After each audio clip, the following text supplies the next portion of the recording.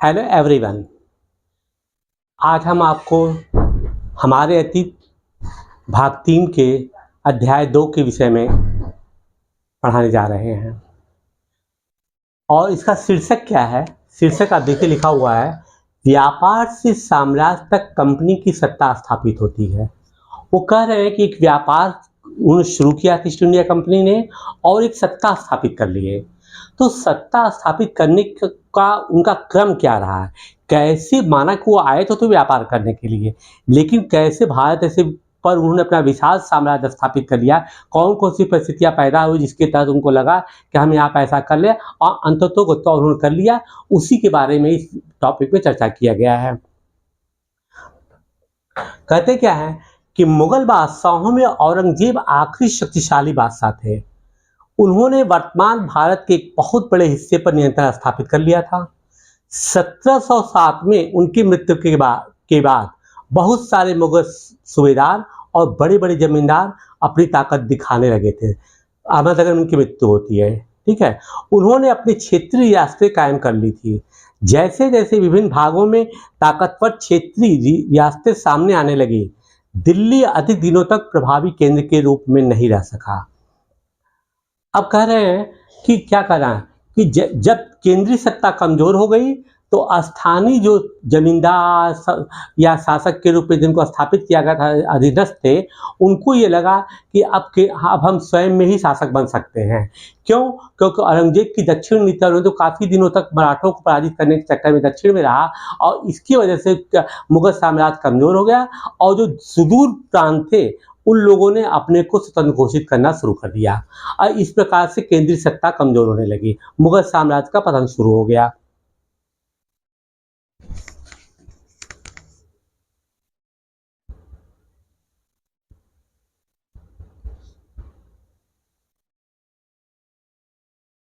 अठारहवीं सदी के उत्तरार्ध तक राजनीतिक क्षेत्र पर अंग्रेजों के रूप में एक नई शक्ति उभरने लगी थी। क्या आप यह जानते हैं कि अंग्रेज पहले एक छोटी सी व्यापारिक कंपनी के रूप में भारत आए थे, तो यहाँ के इलाके पर कब्जे में उनकी ज्यादा दिलचस्पी नहीं थी। तो फिर ऐसा कैसे हुआ कि एक दिन वे विशाल साम्राज्य के स्वामी बन बैठे? इस अध्याय में आप देखेंगे कि यह कैसे हुआ, वो जिसकी हम चर्चा कर चुके हैं। अब देखिए यहाँ पे चित्र दिखा रहा है कि बहादुर शाह जफर है ये, ठीक, और कह रहा है कि कैप्टन हडसन द्वारा बहादुर शाह जफर और उनके बेटे की गिरफ्तारी। देखिए इनके बेटे ये बगल में है और कैप्टन हडसन जो गिरफ्तार किए गए हैं के द्वारा इनको गिरफ्तारी किया गया है। औरंगजेब के बाद कोई मुगल बादशाह इतना ताकतवर तो नहीं हुआ, लेकिन एक प्रतीक के रूप में मुगल बादशाहों का महत्व बना हुआ था।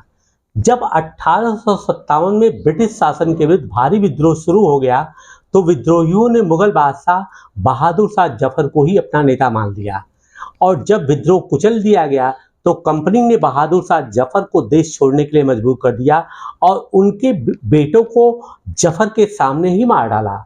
अब देखिए 1857 की क्रांति माना कि जितनी रियासतें थी वो रियासतें अपने को बचा रही थी अंग्रेजों से। एक भारत होकर के अंग्रेजों के विरुद्ध विद्रोह नहीं कर रहा था और जो तात्कालिक कारण था वो तात्कालिक कारण तो वास्तव में धार्मिक कारण था, जिसमें कि मंगल पांडे ने सार्जेंट को मार दिया था। क्यों? क्योंकि अंग्रेज जो नई राइफल लाए थे उसके अंदर जो कारतूस था उस कारतूस को पीछे से खींचा जाता था और उसके बाद उसको लोड किया जाता था। तो एक अफवाह फैली है, सत्य क्या था वो अलग बात है। अफवाह नहीं कि सत्य था कि ये अफवाह केवल ये फैला कि जिसको वो खींचते हैं वो चमड़े से कवर्ड है और वह गाय की चर्बी और सूअर की चर्बी से निर्मित है। तो सूअर से इस्लाम मुसलमान लोगों को बहुत सख्त नफरत है, गाय को हिंदू लोग एक माँ के रूप में पूजा करते हैं। इससे लगा लोगों को कि जो अंग्रेज जो है जहाँ पर हिंदुस्तानी भाड़े के सैनिक के रूप में काम कर रहे थे, उनके पेशेवर सैनिक बन चुके थे, उनको लगा कि जब मेरा धर्म ही खराब हो रहा है तो ऐसी नौकरी करने का कोई फायदा नहीं है। तो एक विद्रोह पैदा हो गया। मुगल शासक तो वास्तव में कमजोर हो ही चुका था, लेकिन उनको एक नेतृत्व की आवश्यकता थी। तो चूंकि केंद्रीय शक्ति तो मुगल के रूप में ही थी, इसलिए लोगों ने कहा बहादुर शाह जफर से कि आप नेतृत्व करिए। वास्तव में उन्होंने नेतृत्व किया, लेकिन वो एक तरह से बहुत ही कमजोर शासक थे। तो उस समय क्या हुआ कि अंग्रेज सेना का सेनापति हर्षन ने जब मुगल उस पर हमला किया, मुगल शासक के ऊपर, तो ये अपने पोते और बच्चों के साथ के हुमायूं के मकबरे में छिप गए थे, जहाँ से इनको पकड़ा गया और उनको दोनों बेटे को उनको सामने ही मार डाला गया और साथ ही साथ जो है इनको रंगून निर्वासित कर दिया गया, रंगून बर्मा भेज दिया गया, जिसको कि आज हम म्यांमार कहते हैं। क्यों? क्योंकि वो जानते थे कि कोई भी आदमी अगर इनका मतलब कोई भी आंदोलन अगर नेतृत्व विहीन हो जाता है तो वो आंदोलन काफ़ी दिन तक चल नहीं पाता है। और उस समय उन्होंने जिन दो बेटों को मारा उनका नाम था बेटा मिर्ज़ा मुगल और दूसरा खिजर सुल्तान। पोते अबुल बकर को तो खैर उन्होंने छोड़ दिया और बहादुर शाह जफर जो है 7 नवंबर 1862 में रंगून में इनकी मृत्यु हो गई।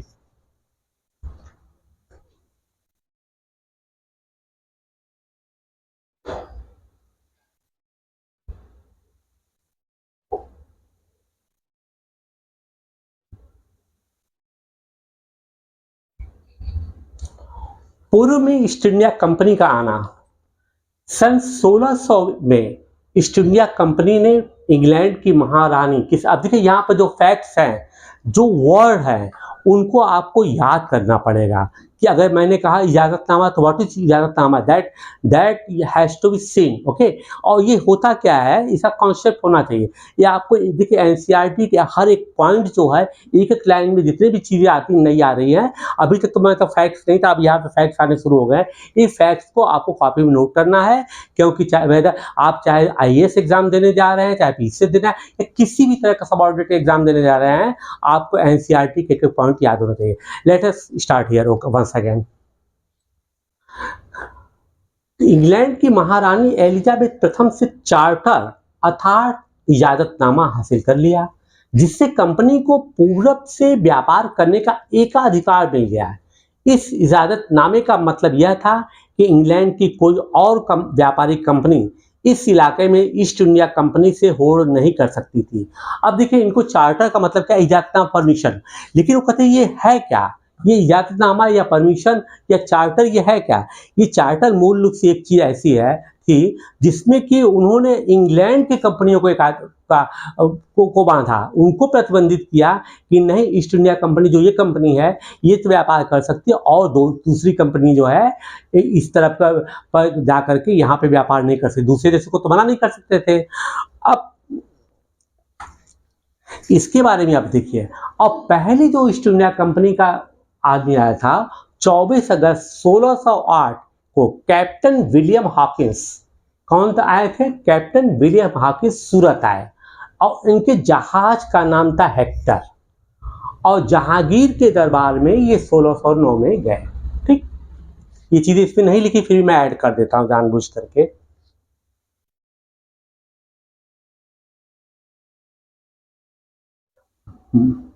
इस चार्टर के सहारे कंपनी समुद्र पार जाकर नए इलाकों को खंगाल सकती थी, जहां से सस्ती कीमत पर चीजें खरीद कर उन्हें यूरोप में ऊंची कीमत पर बेच सकती थी। कंपनी को दूसरी अंग्रेज व्यापारिक कंपनियों से प्रतिस्पर्धा का कोई भय नहीं था। उस जमाने में वाणिज्यिक कंपनियां मोटे तौर पर प्रतिस्पर्धा से बच करके ही मुनाफा कमा सकती थी। अगर कोई प्रतिस्पर्धी नहीं हो तभी वे सस्ती चीजें खरीद करके उन्हें ज्यादा कीमत पर बेच सकती थी। लेकिन यह शाही दस्तावेज दूसरी यूरोपीय ताकतों को पूरब के बाजारों में आने से नहीं रोक सकती थी। अब देखिए, वाणिज्यिक का क्या इन्होंने एक्सप्लेन किया है, एक ऐसी व्यावसायिक उद्यम जिसमें कि चीजों को सस्ती कीमत पर खरीद कर और ज्यादा कीमत पर बेच करके, यानी मुख्य रूप से व्यापार के जरिए से मुनाफा कमाया जा सकता है। वाणिज्यिक को उन्होंने एक्सप्लेन किया है। जैसे मान लीजिए इंडस्ट्रीज वगैरह भी होती हैं, तो लेकिन इंडस्ट्रीज में क्या, कोई सामान बनाया जाता है और उसके बाद उसका सब कास्ट निकाल करके एक प्रॉफिट करके कमाया जाता है कि चलो हमारे मैन्युफैक्चरिंग उत्पादन में इतना आया है, अब इसको इतना बेचकर पैसा कमाना। लेकिन वाणिज्यिक का उन्होंने जो डिफाइन किया है, उनका कहना है किसी भी चीज को हम कम दाम पे लेकर के महंगे दाम पर अगर बेच देते हैं तो वो वाणिज्यिक है। लेकिन यहाँ पे वो भी कह रहे हैं कि भाई ये तो इंग्लैंड का चार्टर था, दूसरी यूरोपीय कंपनी को तो मना नहीं कर सकते थे वो कि आप व्यापार नहीं करेंगे। यहीं से देखिए प्रतिस्पर्धा का दौर शुरू हो गया। जब तक इंग्लैंड के जहाज अफ्रीका के पश्चिमी तट को छूते हुए केप ऑफ गुड होप का चक्कर लगाकर के हिंद महासागर पर उपस्थिति दर्ज करते तब तक तब तक पुर्तगालियों ने भारत के पश्चिमी तट पर अपनी उपस्थिति दर्ज करा दी थी। वे गोवा में अपना ठिकाना बना चुके थे। अब ये देखिए, ये लोग यहां से आ रहे हैं। केप ऑफ गुड होप क्या है? केप ऑफ गुड होप क्या है? ये अफ्रीका का देखिए दक्षिणी प्रांत है, केप है ना। वास्तव में इसको सबसे पहले ढूंढा था एक पुर्तगाली व्यापारी, उसका नाम था बार्टोलोमू डायस। इसने 14 मार्च सन 1488 को देखा था। इसने इसका नाम रखा था तूफानों का द्वीप, है ना। लेकिन बाद में क्या हुआ कि पुर्तगाली राजा जॉन सेकंड ने इसको केप ऑफ गुड होप नाम दे दिया। केप ऑफ गुड होप का मतलब आशा, जिससे कि आपको एक आशा पैदा हो जाए। वो क्या था? केप ऑफ गुड होप है। इसको आप ऐसे लिख लीजिए, समझ लीजिए कि आशा, जिससे एक आशा का किरण पैदा हो गया। आपने पहले लिख दिया, खैर ठीक। अब क्या है कि वो कह रहे हैं कि जब तक अंग्रेज व्यापारी यहाँ पर आते और लोग, उसके पहले पुर्तगाली आकर के गोवा में अपने को स्थापित कर चुके थे। अब यहाँ पर देखिए वन बाय वन आपको ये देखना है कि कौन कौन से विदेशी व्यापारी किस क्रम में भारत में आकर के स्टैब्लिश हुए हैं। तो सबसे पहले बता रहे हैं कि वो गोवा में आकर के बन गए थे।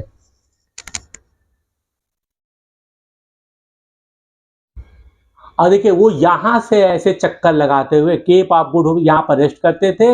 रेस्ट करने पर इन्होंने यहाँ भी व्यापार किया है, और करते करते तब वो कहाँ पर आए हैं?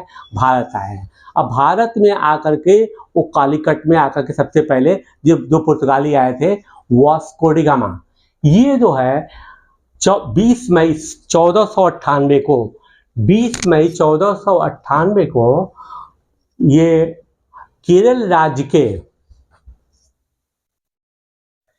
कोझिकोड जिले के कालीकट बंदरगाह पर पहुंचे, जहां पर कि शासक जमोरिन ने इनका स्वागत किया। ठीक है, यह 18वीं सदी में भारत तक आने वाले रास्ते के बता रहा है वो।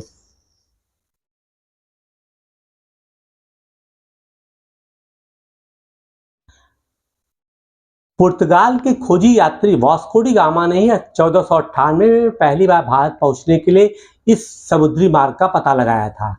17वीं शताब्दी की शुरुआत तक डच भी हिंद महासागर में व्यापार की संभावनाओं को तलाशने लगे थे। कुछ ही समय बाद फ्रांसीसी व्यापारी भी आ गए। अब देखिए कौन कौन किस क्रम में आ रहा है, इसको आप एक क्रम में बनाएंगे क्योंकि कंपटीशन में पूछा जाता है, पहले कौन आया, बाद में कौन आया, पहले किसने कहाँ स्थापित किया, उसके बारे में। इसलिए आपको इस क्रोनोलॉजी को हमेशा याद करना है, क्रम। समस्या यह थी कि सारी कंपनियां एक जैसी चीजें ही खरीदना चाहती थी। यूरोप के व्यापारों में भारत के बने बारीक सूती कपड़े और रेशम की जबरदस्त मांग थी। किसकी मांग थी यूरोप के बाजारों में? बारीक सूती कपड़े और रेशम की जबरदस्त मांग थी। इसके अलावा काली मिर्च, अभी मसालों का नाम याद रखिएगा, ये नहीं कि सभी के मसालों का नाम बता दें। काली मिर्च, लौंग, इलायची और दालचीनी, मूल से गरम मसाला की भी जबरदस्त मांग रहती थी। यूरोपीय कंपनियों के बीच इस तरह प्रतिस्पर्धा से भारतीय व्यापार बाजारों में इन चीज़ों की कीमतें बढ़ने लगी और उनसे मिलने वाला मुनाफा गिरने लगा। अब क्या हुआ? देखिए पहले क्या था, जब अंग्रेजों के पास या यूरोप के लोगों के पास मसाले नहीं थे तो वो लोग मीट वगैरह तो बॉयल करके नमक के साथ खाते थे। लेकिन जब पहली बार इनको गरम मसाले का स्वाद मिला तो उनको लगा कि इससे तो मीट मछलियाँ बहुत अच्छे तो स्वादिष्ट बन जाते हैं। अब कपड़े का तो जवाब ही नहीं था। सूती कपड़े और सिंथेटिक कपड़े, जो सिंथेटिक नहीं कहते, रेशमी कपड़े की बहुत मांग थी। लेकिन वो कह रहे हैं कि जब कंपनियाँ, पहले तो ईस्ट इंडिया कंपनी आई, उसके बाद और विदेशी कंपनियाँ आ गई, तो एक आपस में क्या हुआ कि भारतीयों को भी लगा कि इनको हम ऊँचे दाम पर बेच सकते हैं, और उनको भी लगा कि हम भाई कम से कम पैसे में इसको खरीदें। तो उनके बीच एक प्रतिस्पर्धा बढ़ गई, जिससे भारतीयों को तो मुनाफा हुआ लेकिन इन कंपनियों का नुकसान होने लगा। इसमें आपस में टकराव शुरू हो गया और वो चाहने लगे कि हम एक दूसरे को यहाँ पे ना आने दें।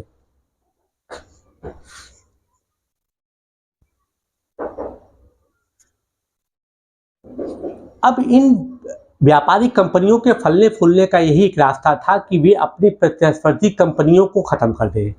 लिहाजा बाजारों पर कब्जे की इस दौड़ में व्यापारिक कंपनियों के बीच लड़ाइयों की शुरुआत कर दी। देखिए वही बात मैं बता रहा हूँ, 17वीं और 18वीं शताब्दी में जब भी कोई मौका मिलता तो कोई एक सी कंपनी किसी दूसरे कंपनी के जहाज डुबो देती, रास्ते में रुकावटें खड़ी कर देती और माल से लदे जहाजों को आगे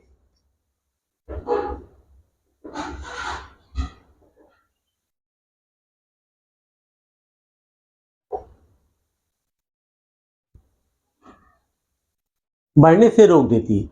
यह व्यापार हथियारों की मदद से चल रहा था और व्यापारिक चौकियों को किलेबंदी के जरिए सुरक्षित रखा जाता था। अपनी बस्तियों को किलेबंदी करने और व्यापार में मुनाफा कमाने की इन कोशिशों के कारण स्थानीय शासकों से भी टकराव होने लगा। अब देखिए यहाँ पे क्या है कि यूरोपीय कंपनी में आपस में टकराव हो रहा है, वो चाह रहे हैं एक दूसरे के व्यापार को बाधा पहुंचाया जाए, लेकिन अब इनके संघर्ष का परिणाम क्या हुआ, स्थानीय भारतीय शासकों पर भी बढ़ने लगा। वो कैसे हुआ? इस प्रकार व्यापार और राजनीति को एक दूसरे से अलग रखना कंपनी के लिए मुश्किल होता जा रहा था। आइए देखिए ये कैसे हुआ। अब वो कह रहे हैं कि अभी तो व्यापार ही कर रहे थे, लेकिन अब इनको एक राजनीति मतलब डिप्लोमेसी भी कहिए या पॉलिटिकली कहिए कि इनको एक दूसरे को कैसे दबाना है, ये भी इसके अंदर एंट्री हो गई, प्रवेश हो गया।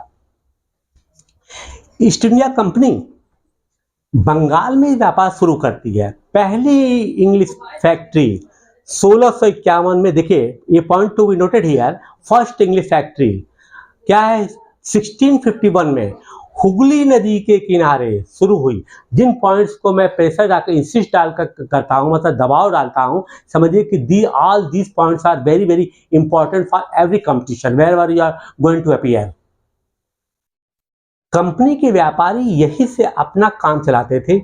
इन व्यापारियों को उस जमाने में फैक्टर कहा था। ये जो बिजनेसमैन थे, व्यापारी थे, इनको क्या कहा जाता था? फैक्टर कहा जाता था। और इस फैक्ट्री में वेयर हाउस था जहां निर्यात वाली चीजों को जमा किया जाता था।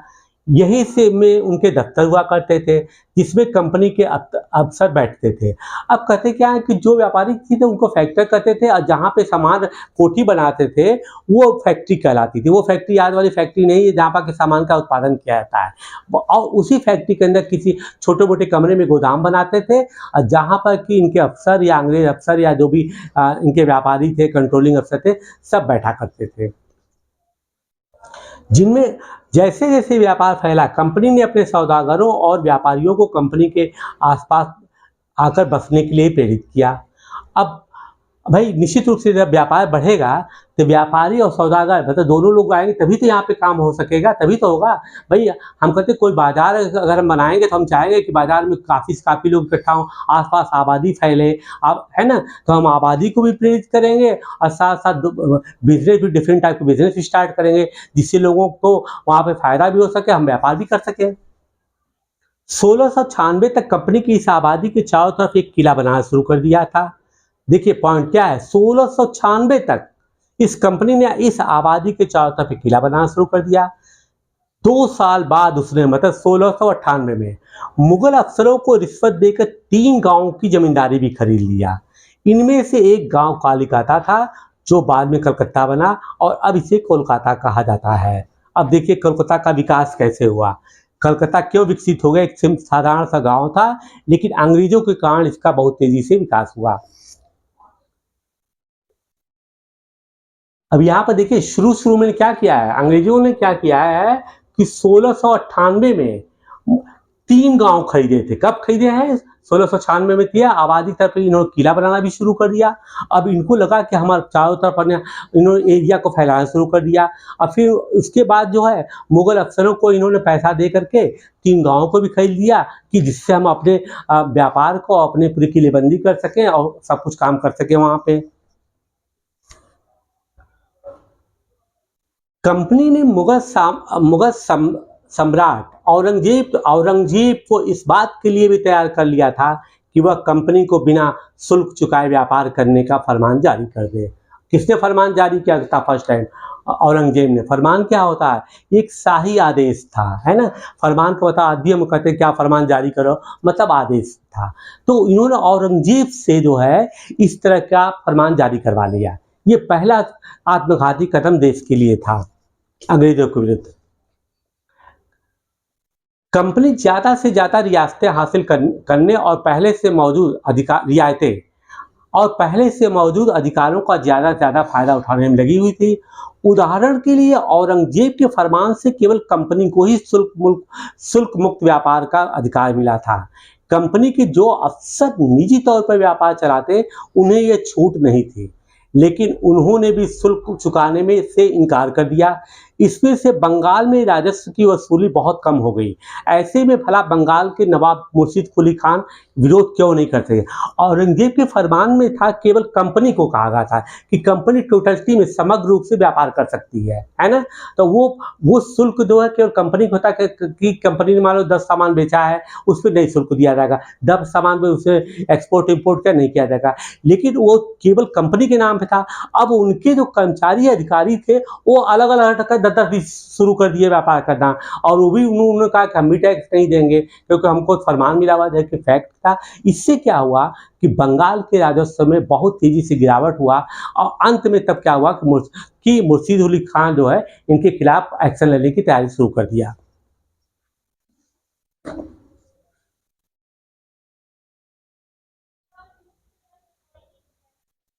अभी देखिए दिखा रहा है कि मद्रास के जहाजों से सामान लाती स्थानीय नौकाएं विलियम सिम्पसन द्वारा बनाया गया चित्र। किसका चित्र है? 1870 का।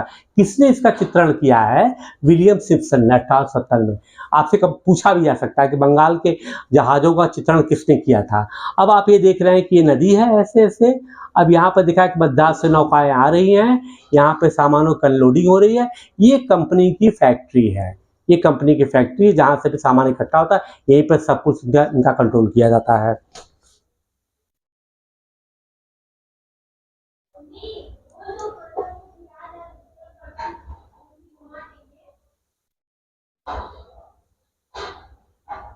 व्यापार से युद्धों तक, अब देखिए यहीं से साम्राज्य स्थापित होने की बात शुरू हो जाती है। वो कहते हैं कि 18वीं सदी की शुरुआत में कंपनी और बंगाल के नवाबों का टकराव काफी बढ़ गया था। क्यों? क्योंकि बिना शुल्क व्यापार कर रहे थे। अंग्रेजों की मृत्यु के बाद बंगाल के नवाब अपनी ताकत दिखाने लगे थे, क्योंकि उनको लगा था कि अब हम खुद में शासक हैं, है ना? उनको औरंगजेब के नियंत्रण की कोई जरूरत नहीं लगी थी, क्योंकि फरमान तो शाही फरमान तो जारी औरंगजेब ने किया था, लेकिन इन्होंने कहा कि उससे कोई हमको मतलब नहीं, औरंगजेब से कोई मतलब नहीं, आप तुम हमारे अंडर में हो। इस समय दूसरी क्षेत्रीय ताकतों की स्थिति भी ऐसी हो गई थी।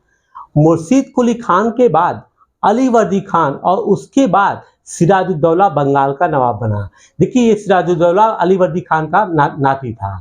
ये सभी शक्तिशाली शासक थे। इन्होंने कंपनी को रियायत देने से इनकार कर दिया, व्यापार का अधिकार देने के बदले कंपनी से नजराने मांगे, उसे सिक्के ढालने का भी अधिकार नहीं दिया, है ना? कहा नजराना भी मांगा, और उनकी किलाबंदी को बढ़ाने से रोक दिया।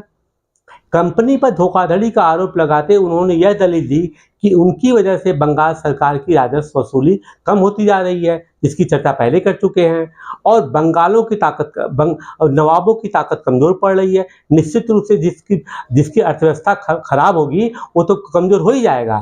तो इनके फ्री ट्रेड की वजह से क्या था, बिना शुल्क दिए हुए व्यापार से नवाबों का राजस्व कम हो रहा था, ये ताकतें कमजोर पड़ रही थी। कंपनी टैक्स चुकाने को तैयार नहीं थी। उसके अफसरों ने अपमानजनक चिट्ठियां लिखी और नवाबों और उनके अधिकारियों को अपमानित करने का प्रयास किया। उन्होंने क्या किया, गाली गलौज भरे चिट्ठियां भी मतलब इनका दुस्साहस इतना बढ़ गया कि एक तो उनकी बात को नहीं मानते थे, और साथ साथ जो है नवाबों को उल्टे सीधा चिट्ठियां भी लिखना शुरू कर दिए। कंपनी का यह कहना था कि स्थानीय अधिकारियों की बेतुकी मांगों से कंपनी का व्यापार तबाह हो रहा है। व्यापार तभी फल फूल सकता है जब सरकार शुल्क हटा ले। अब अंग्रेजों ने एक बहाना बनाया कि भाई देखिए हम लोग तो व्यापार कर रहे हैं, ठीक है ना, लेकिन जो आपके अधिकारी हैं वही हमें परेशान कर रहे हैं, इसकी वजह से हमारा बड़ा नुकसान हो रहा है। तो जब हमारा बड़ा नुकसान हो रहा है तो व्यापार हमें करने दीजिए, शुल्क हटा दीजिए। लेकिन इनकी 420 का काम यही था।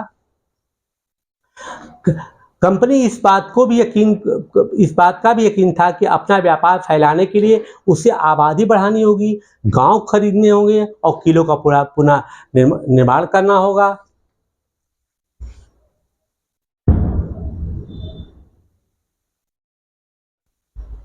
भाई जितनी आपकी आबादी हो, जितने व्यापारी होंगे उतने आप मजबूत होते जाएंगे, है। इसलिए वो अपना क्षेत्र भी बढ़ा रहे थे, अपने लोगों को बढ़ा रहे थे, इंग्लैंड से भी लोगों को बुला रहे थे और साथ साथ स्थानीय लोगों की मदद भी ले रहे थे पैसा दे करके। ये टकराव दिनों दिन गंभीर होते गया। अंततः इन टकरावों की परिणति प्लासी के युद्ध के रूप में हो गई। मतलब क्या स्थिति ऐसी पैदा हो गई कि अंग्रेज ईस्ट इंडिया कंपनी के लोगों ने नवाब को ही चैलेंज करना शुरू कर दिया। तो अंततः ये स्थिति पैदा हो गई कि इनके बीच एक युद्ध हुआ। और वो युद्ध जो है अंग्रेजों के लिए वास्तव में पहली ईंट थी अंग्रेजी साम्राज्य के लिए। वह युद्ध कौन सा देखिए, प्लासी का युद्ध। 1756 में अली वर्दी खान की मृत्यु के बाद सिराजुद्दौला बंगाल का नवाब बना। कंपनी को सिराजुद्दौला की ताकत से काफी भय था। सिराजुद्दौला की जगह कंपनी एक ऐसा कठपुतली नवाब चाहती थी जो उसे व्यापारिक रियायतें और अन्य सुविधाएं आसानी से देने में आनाकानी न करे। कंपनी ने प्रयास किया कि सिराजुद्दौला के प्रतिनिधियों में से किसी एक को नवाब बना दिया जाए। कंपनी को कामयाबी नहीं मिली। जवाब में सिराजुद्दौला ने हुक्म दिया कि वह कंपनी उनके राज्य के राजनीतिक मामलों में टांग अड़ाना बंद कर दे, किलेबंदी रोके और बाकायदा राजस्व चुकाए। जब दोनों पक्ष, अब देखिए कठपुतली की परिभाषा क्या बता रहे हैं, पहले देख लीजिए। यह एक खिलौना होता है जिसे आप धागे के सहारे अपने हिसाब से नचाते हैं। जो व्यक्ति किसी और के इशारों पर चलता है उसे भी मजाक उड़ाने के लिए अक्सर कठपुतली कहा जाता है। कठपुतली क्या होता है, इसमें आदमी औरत एक काठ के लकड़ी के बने होते हैं और उनकी एक पर्दे पर के पीछे आदमी रहता है और उनको इस तरीके से सेटिंग होती है कि वो धागे से बंधे को जैसा जैसा वो धागे खींचते हैं वैसा जो सामने जो आदमी हो, औरत हो या लड़की, उनका दृश्य आता है। तो कहने का मतलब है कि करने वाला कोई और बागडोर किसी और, सामने कोई और हो और बागडोर किसी और के हाथ में हो, तो एक तरह से वो कठपुतली है। तो अंग्रेज ये चाहते थे कि सिराजुद्दौला को झेल नहीं पाए थे, तो चाहते थे किसी ऐसे आदमी को बैठा दिया जाए यहाँ पे जो कि हमारी बात को मानने के लिए तैयार है। लेकिन अंग्रेजों को ये अवसर नहीं मिल पा रहा था। वो इस ताक में बैठे हुए थे किसी भी आदमी को, ऐसे गद्दार को ढूंढ ले किसी तरीके से जो कि जिसको हम कहें कि सिराजुद्दौला की जगह तुमको हम शासक बना देंगे और उसको अपनी कठपुतली की तरह से नचाते रहें और अपना फ्री व्यापार करते रहें।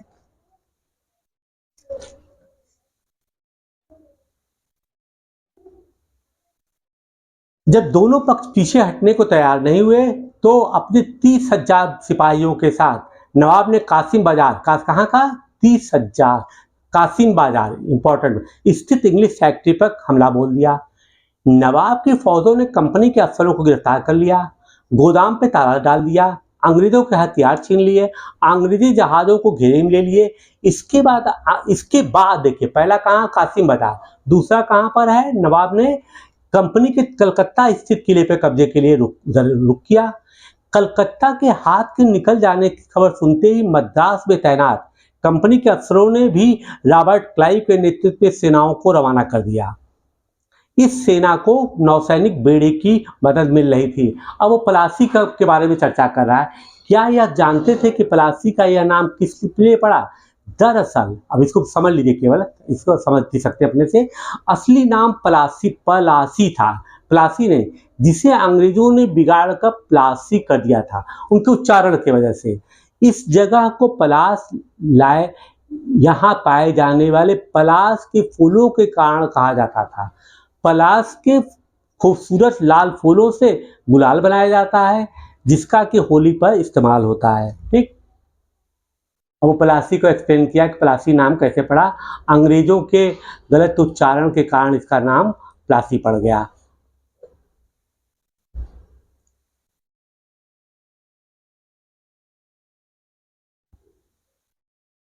नवाब के साथ लंबे समय तक सौदेबाजी चली। आखिरकार 1757 में रॉबर्ट क्लाइव ने प्लासी के मैदान में सिराजुद्दौला के खिलाफ कंपनी की सेना का नेतृत्व किया। नवाब सिराजुद्दौला के हार का एक बड़ा कारण उसके सेनापतियों में से एक सेनापति, देखिए पहला गद्दार यहाँ मिल गया मुगल काल का, एक सेनापति मीर जाफर की भी कारगुजारियां थी। मीर जाफर की टुकड़ियों ने इस युद्ध में हिस्सा नहीं लिया। रॉबर्ट क्लाइव ने यह कहकर उसे अपने साथ मिला लिया था कि सिराजुद्दौला को हटा करके मीर जाफर को नवाब बना दिया जाएगा। अब जब लड़ाई शुरू हुई तो सिराजुद्दौला का एक जो कमांड था, एक छोर जो संभाले हुए था, वो मीर जाफर के पास था। मीर जाफर ने अपनी सेना को गुमराह कर दिया, उसको सेना को लड़ाई लड़ने ही नहीं दिया। परिणाम क्या हुआ कि सिराजुद्दौला हार गया। अब सिराजुद्दौला हार गया तो जिसकी तलाश में अंग्रेज बैठे हुए थे, उन्होंने मीर जाफर को लालच दिया था, मीर जाफर को नवाब बना दिया।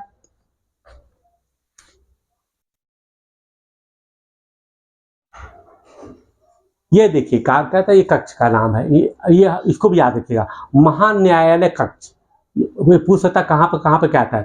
ये क्या कहते हैं, ये कहाँ पर, East India House Leadenhall street में है, ठीक है, महान्यायालय कक्ष। ईस्ट इंडिया कंपनी के कोर्ट ऑफ प्रोप्राइटर्स को लंदन स्थित लेडन हॉल स्ट्रीट पर बने ईस्ट इंडिया हाउस में बैठकें होती थी। यह ऐसी ही एक सभा का चित्र है। इसको आप ध्यान से सबको याद कर लीजिए कहाँ कहाँ पर इनकी बैठकें होती थी। उसका उन्होंने चित्र बनाया है, लेकिन चित्र मिल गया, इसे बना दिया उन्होंने। संपन्नता का आश्वासन, इसमें कोई इंपॉर्टेंट पॉइंट नहीं, लेटर है केवल। इंग्लैंड के लोग ईस्ट इंडिया कंपनी की शासकीय महत्वाकांक्षाओं को संदेह और अविश्वास से देखते थे।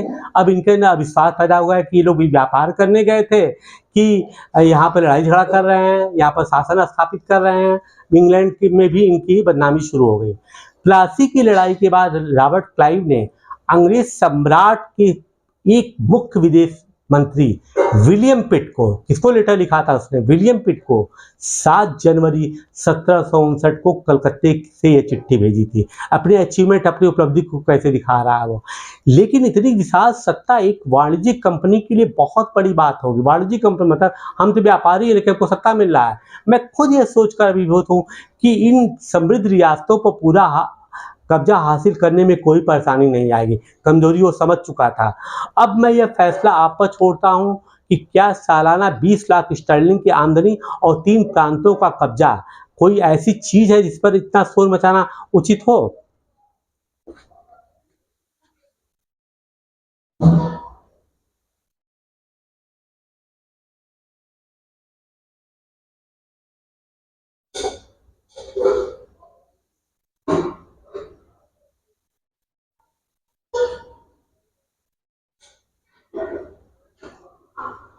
प्लासी की जंग इसलिए भी महत्वपूर्ण मानी जाती है क्योंकि भारत में यह कंपनी की पहली बड़ी जीत थी। प्लासी की जंग के बाद सिराजुद्दौला को मार दिया गया और मीर जाफर नवाब बना। कंपनी अभी भी इस शासन की जिम्मेदारी संभालने को तैयार नहीं थी, ठीक है।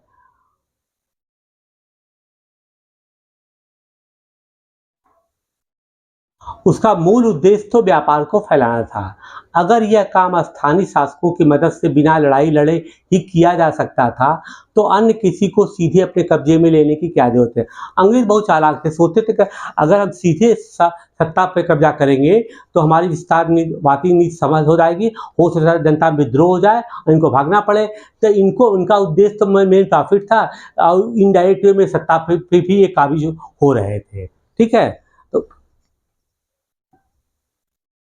जल्दी ही कंपनी को एहसास होने लगा कि यह रास्ता भी आसान नहीं है। कठपुतली नवाब भी हमेशा कंपनी के इशारों पर नहीं चलते थे। आखिरकार उन्हें तो भी तो अपनी प्रजा की नज़र में सम्मान और संप्रभुता का दिखावा करना पड़ता था। तो फिर कंपनी क्या करती। जब मीर जाफर ने कंपनी का विरोध किया तो कंपनी ने उसे हटाकर मीर कासिम को नवाब बना दिया। देखिए मीर कासिम जो मीर जाफर का दामाद था। अब कंपनी ने क्या किया, उनको तो कठपुतली चाहिए था जब, लेकिन भाई मीर जाफर था तो नवाब ही ना, भले उनकी मदद से बना था, लेकिन वो जनता के सामने ये बताना चाहता था कि हम मजबूत है। इस मजबूती में अंग्रेजों के खिलाफ कार्रवाई भी करना चाहता था, लेकिन करता कैसे, गद्दार था आदमी। तब अंग्रेजों ने सोचा कि मेरी बात को मान नहीं था। अभी अंग्रेज इतना मजबूत नहीं थे। तब उन्होंने उनके दामाद मीर कासिम को कहा भैया मैं तुमको बना दूंगा। अब डिवाइड एंड रूल यहां शुरू हो गया।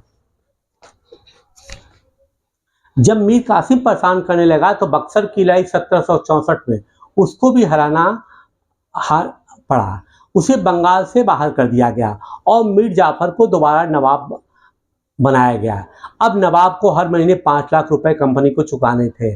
अब देखिए 1764 की जो बक्सर की लड़ाई हुई है, इसमें जो है शाह आलम सेकंड, अवध के नवाब शुजाउद्दौला और किसकी सेना, अब आप ये देखिए मीर कासिम, ठीक है ना, इनकी सेनाओं को मिला करके जब इन्होंने देखा कि ये लड़ाई हार गई, तब क्या हुआ कि अंग्रेजों को ये मालूम हो गया कि जब तीन तीन मिल करके मेरा कुछ नहीं बिगाड़ सकते हैं, तो अब हम यहाँ पर सत्ता स्थापित कर सकते हैं। उनको समझ में आने लगा था और अब नवाब को हर महीने 5 लाख रुपए कंपनी को चुकाने पड़ते। अब देखिए मीर जाफर को दोबारा मीर कासिम हट गया यहाँ से, फिर मीर जाफर आ गया, उसको कितना देना था, 5 लाख रुपए। कंपनी अपने सैनिक खर्चों से निपटने, व्यापारिक जरूरतों तथा अन्य खर्चों पर पूरा करने के लिए और पैसा चाहती थी। कंपनी और उसके ज़्यादा इलाके तथा उसकी ज़्यादा कमाई चाहती थी। 1765 में जब मीर जाफर की मृत्यु हुई, तब कंपनी के इरादे बदल चुके थे। कठपुतली नवाबों के साथ अपने खराब अनुभवों को देखते हुए क्लाइव ने कहा था कि हमें अब खुद ही नवाब बनना पड़ेगा। उसको लगा था कि बार बार हम कर तो रहे हैं लेकिन सफल बहुत ज़्यादा नहीं हो पा रहे हैं। कंपनी अभी चाहती थी कि यहीं के पैसे से पूरा व्यापार करे। अब इंग्लैंड से उसको लाने की कोई ज़रूरत नहीं कि सोना चांदी ले आए। तब उसको ये लगा कि नहीं भाई, ये लोग कमज़ोर तो हैं, हम सत्ता हासिल कर सकते हैं। इसीलिए क्लाइव ने कहा था कि हमें खुद ही नवाब बनना पड़ेगा। ये स्टेटमेंट कंपटीशन में पूछा जा सकता है।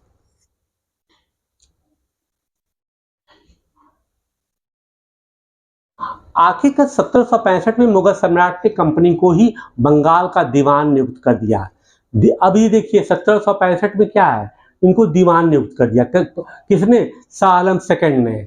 दीवानी मिलने के कारण कंपनी को बंगाल के विशाल राजस्व संसाधनों पर नियंत्रण मिल गया। इस तरह कंपनी की एक पुरानी समस्या हल हो गई थी। 18वीं शताब्दी की शुरुआत से बंगाल के साथ उसका व्यापार बढ़ रहा था, भारत के साथ, लेकिन उसे भारत में ज़्यादातर चीज़ें ब्रिटेन से लाए गए सोने और चांदी के बदले में खरीदनी पड़ती थी। इसकी वजह यह थी कि उस समय ब्रिटेन के पास भारत में बेचने के लिए कोई चीज़ नहीं थी। प्लासी की जंग के बाद ब्रिटेन से सोने की निकासी कम होने लगी और बंगाल की दीवानी मिलने के बाद तो ब्रिटेन से सोना लाने की जरूरत ही नहीं पड़ी। अब भारत से होने वाली आमदनी के सहारे ही कंपनी अपने खर्चे चला सकती थी और इस कमाई से कंपनी भारत में सूती और रेशमी कपड़ा खरीद सकती थी, अपनी फौजों को संभाल सकती थी और कलकत्ते में किलों और दफ्तरों के निर्माण की भी लागत उठा सकती थी। अब तुमको दीवानी मिल गया 3 बड़े-बड़े प्रांतों का। अब ये राजस्व की वसूली करते थे और इन्हीं पैसे से कहते कि मियाँ की जूती मियाँ के सर, आप ही के पैसे, मतलब भारतवासियों के पैसे से ही वो इनके कपड़े, मसाले खरीद कर इंग्लैंड में जाकर बेच रहे थे, है ना। अब उनको ज़रूरत ही नहीं थी कि हम यहाँ पर कोई पैसा लाएं या सोने चांदी लाएं, क्योंकि इंग्लैंड में कुछ ऐसा था ही नहीं जिसके के लिए भारतीयों को ज़रूरत थी और ला करके यहाँ पे व्यापार करते। सिर्फ इसी भारतीयों को सोना चांदी मिल रहा था।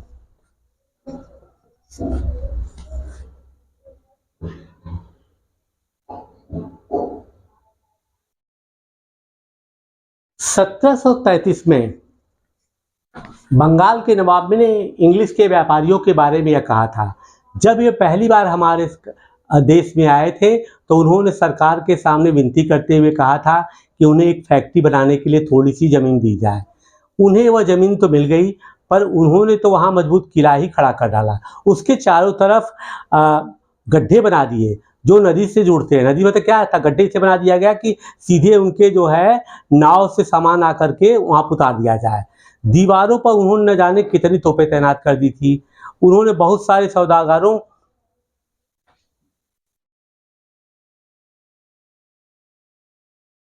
और अन्य लोगों को अपने मातहत रहने के लिए तैयार कर लिया था और वह 1 लाख रुपए राजस्व वसूल कर रहे थे। वे असंख्य औरतों और मर्दों को उनके ही देश में गुलाम बनाकर लूट खसोट रहे हैं। अब वो क्या कह रहे हैं, कह रहे हैं कि जो भारतीय लोग हैं अब उन्हीं को एक तरह से गुलाम बना दिए, उनकी अर्थव्यवस्था को छिन्न भिन्न कर दिए वो, और उनके भी जो व्यापार की चीज़ें थी अब भारतीयों को इससे ही राजस्व वसूल कर रहे हैं वो। तो मतलब क्या है कि उन्होंने एक तरह से भारतीयों को गुलाम कर दिया और भारत की अर्थव्यवस्था को छिन्न भिन्न करना शुरू कर दिए।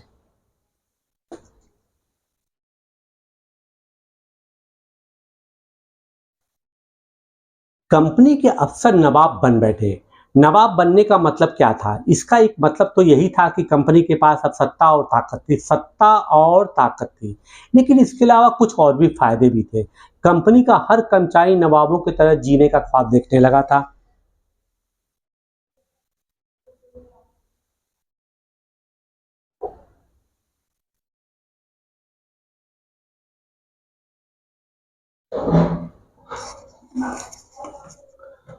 प्लासी के युद्ध के बाद बंगाल के असली नवाबों को इस बात के लिए बाध्य कर दिया गया था कि वे कंपनी के अफसर को निजी तोहफे के तौर पर जमीन और बहुत सारा पैसा दें।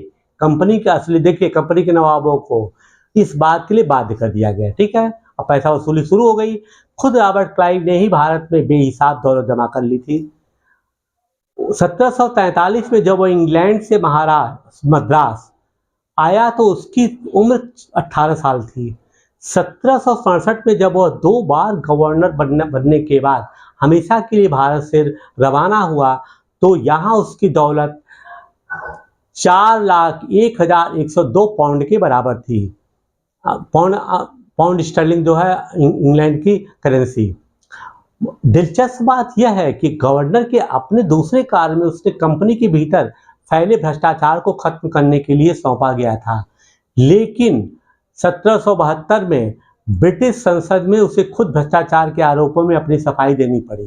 भ्रष्टाचार को उसकी अकूत संपत्ति के स्रोत संदेहास्पद लग रहे थे। उसे भ्रष्टाचार के आरोपों से बरी तो कर दिया गया, लेकिन 1774 में उसने आत्महत्या कर ली। अब देखिए कंपनी के व्यापारियों को क्या नवाबों मजबूर कर दिया गया कि नवाब उनको तोहफा भी दे, उससे पे पैसे कमा रहे थे। और जब क्लाइव जब दूसरी बार आया था उसको भ्रष्टाचार समाप्त करने के लिए कहा गया था। लेकिन वही होता है जैसे कि एक पता चला कि एक सीबीआई का अफसर जो है किसी का अपराध में पकड़ने के लिए आर्थिक अपराध में एआईडी का आदमी जाए और खुद रिश्वत लेना शुरू कर दे, है ना। ठीक वही स्थिति यहाँ पे पैदा हो गई। कम और ऐसे ही हुआ और अंत में क्या हुआ, संभवतः इन्हीं आरोपों के कारण वो बर्दाश्त नहीं कर पाया हुआ। 1774 में इतना नामी आदमी ने क्लाइव ने आत्महत्या कर ली। कंपनी के सभी अफसर क्लाइव की तरह दौलत इकट्ठा नहीं कर पाए। बहुत सारी बीमारियों और लड़ाई के कारण कम उम्र में ही मौत का निवाला बन गए। बहुत सारी भाई इंडिया का जब मतलब क्या कहते हैं कि इंडिया का जो वो था क्या नाम है कि वातावरण की जो स्थिति थी उस हिसाब से वातावरण भौगोलिक स्थिति कई अपने को एडजस्ट नहीं कर पा रहे थे। और फिर वो ठंडे प्रदेश के थे, भारत ज़्यादातर गर्म प्रदेश थे, काफ़ी मर गए, काफ़ी बर्बाद हो गए।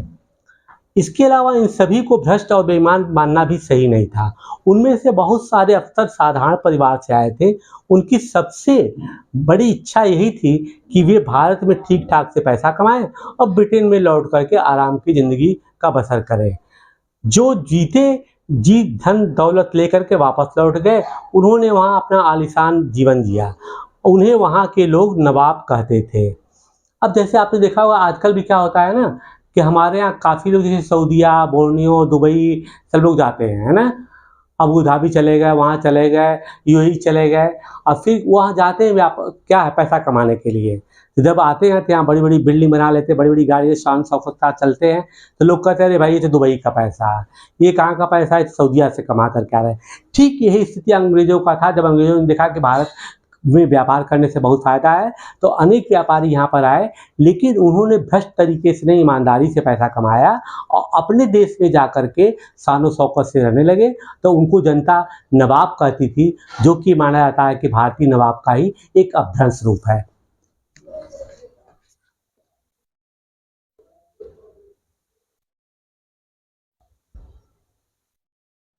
ये अब अच्छा उन्हीं लोग अक्सर नए अमीरों और सामाजिक हैसियत से रातों रात ऊपर आने वाले लोगों के रूप में देखते थे। नाटकों और कार्टूनों में उनका मजाक उड़ाया जाता था। क्यों मजाक उड़ाया जाता था? कहते थे नवाब तो नवाब होता, तुम कहाँ से नवाब हो गए। एक बिल्डिंग बना लिए, छोटा सा काम कर लिए, तो वो कहते थे देखो भैया ये नवाब बन गए। इंग्लैंड में कहा जाता था अपने को नवाब माने, जबकि इंग्लैंड में लोग जानते थे कि नवाब बहुत बड़ी चीज़ होती है। लेकिन आदमी कहता है अरे स्थानीय नवाब बन गए हैं, ठीक है। जैसे हमारे यहाँ कोई होता है ना, कभी कहता है कोई बहुत ज़्यादा पैसा कमा लेता है तो कहते हैं क्या भैया टाटा बिरला हो, अंबानी अडानी हो गए हो, कहते हैं ना।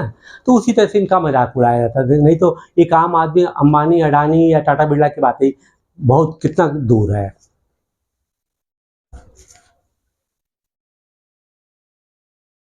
क्लाइव खुद को कैसे देखता था, इसको हम सीधे से पढ़ देते हैं, उसको समझाने की कोई बहुत चीज़ नहीं, इसको अपने समझिएगा। संसद की एक समिति के सामने सुनवाई के दौरान क्लाइव ने कहा था, प्लासी की लड़ाई के बाद उसने जबरदस्त संयम का परिचय दिया। आइए देखिए उसने क्या कहा था। ये क्या है कि संसद की समिति के सामने सुनवाई जब इसकी हो रही थी, तब वो अपनी सफाई कैसे पेश करा। कहा, उस स्थिति की कल्पना कीजिए जहां प्लासी की जीत ने मुझे ला खड़ा कर दिया। एक ताकतवर राजा मेरे इशारों पर चल रहा था, एक संपन्न शहर मेरी दया पर था। ये सिराजुद्दौला प्लासी के बाद सिराजुद्दौला की बात कर रहा है। उसके सबसे दौलतमंद महाजन मेरी एकक मुस्कुराहट के लिए एक दूसरे की गिरबान खींच रहे थे।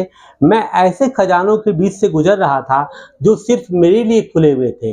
एक तरफ सोना और दूसरी तरफ जवाहरात थे। अध्यक्ष महोदय, मैं अपने इस संयम को देखकर खुद ही हैरान हूँ। वो अपनी सफाई पेश कर रहा है कि सब कुछ हमारे पास था, फिर भी मैंने अपने को संयमित किया है। इसलिए भ्रष्टाचार का जो आरोप लगा रहे हैं, वो उसी की सफाई दे रहे थे।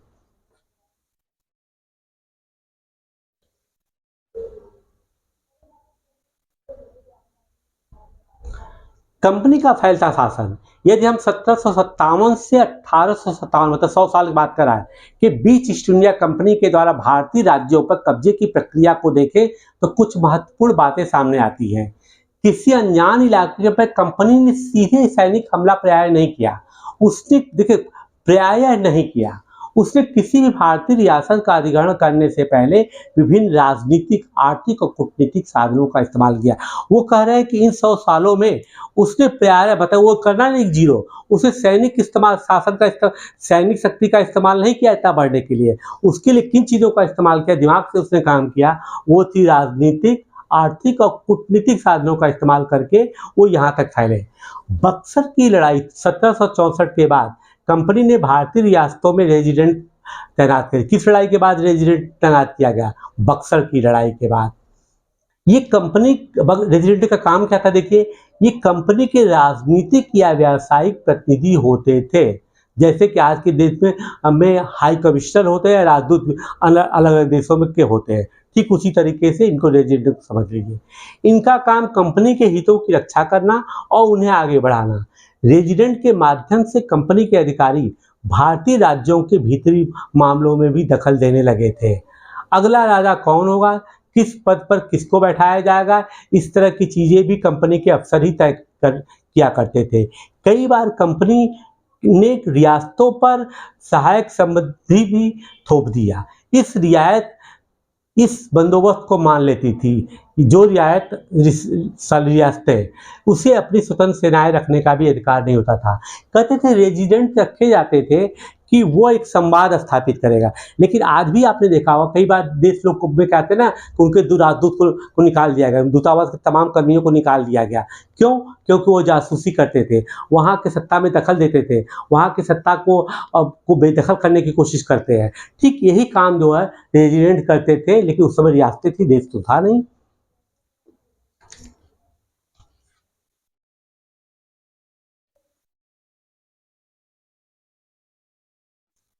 अब देखिए सहायक संधि क्या है, अब उसके बारे में हम चर्चा करते आगे हैं। पहले इसको जरा देख लिया जाए।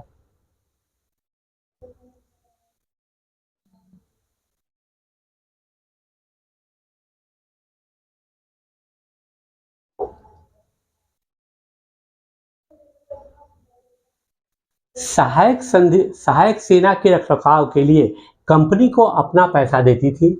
अगर भारतीय शासक रकम अदा करने में चूक जाते थे, उस जुर्माने के तौर पर उनका इलाका कंपनी अपने कब्जे में ले लेती थी। उदाहरण के लिए, जब रिचर्ड वेलेस्ली का नाम इंपॉर्टेंट है यहाँ पर, जिसने कि इस तरह के सहायक संधि का गवर्नर जनरल 1798 से 1805 में था। उस समय अवध के नवाब को 1801 में अपना आधा इलाका कंपनी को सौंपने के लिए मजबूर किया था, क्योंकि नवाब सहायक सेना के लिए पैसा अदा करने में चूक गए थे। इसी आधार पर हैदराबाद के भी कई इलाके छीन लिए गए। अब देखिए सहायक संधि क्या थी। सहायक संधि में वो कहता था, रेजिडेंट ने इस तरह की व्यवस्था की है कि भाई देखिए आप अपनी सेना मत रखिए, ठीक है, उनको सैन्य विहीन कर दिया तो शासक किस बात का रहा, लोग मान लिए। अंग्रेजों ने ये कहा भाई कि आपको सेना की कोई जरूरत नहीं है, आपकी सुरक्षा की जिम्मेदारी मेरे ऊपर है, बस हमारी सेना का खर्च आप उठाइए, क्योंकि मेरी सेना आधुनिक है और हम आपको हर तरह से बचाएंगे, लेकिन इसका खर्च आपको देना पड़ेगा। कई शासकों ने सहायक संधि को मान लिया, लेकिन कई बार ऐसी स्थिति हुई कि जब उनके पास उनका क्या है सैन्यविहीन हो गए, और जब सैन्यविहीन होने का तो वो ताकत ही उनके पास नहीं रही, तो राजस्व वसूली भी इनकी बहुत कम हो गई। तो जब राजस्व वसूली बहुत कम हो जाती थी तो अंग्रेज करते क्या थे कि उनके राज्य को कहते भैया कि आपने हमारे सेना को इतना पैसा दिया नहीं, काफ़ी दिन से क्या है, तो अब इसके बदले में अपने क्षेत्र का हम वो जमीन ही खरीद लिया करते थे उसका। इस प्रकार से भी एक विस्तार शुरू हो गया।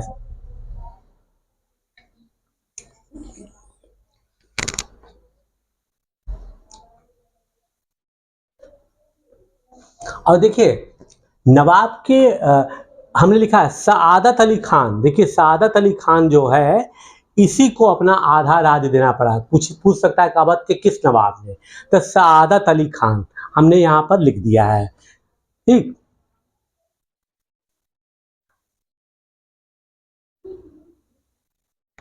अब यहाँ पर देखिए अपने बेटों और ब्रिटिश रेजिडेंट के साथ खड़े नवाब सुजाउद्दौला टीली कैटल द्वारा बनाया गया तैलचित्र 1772।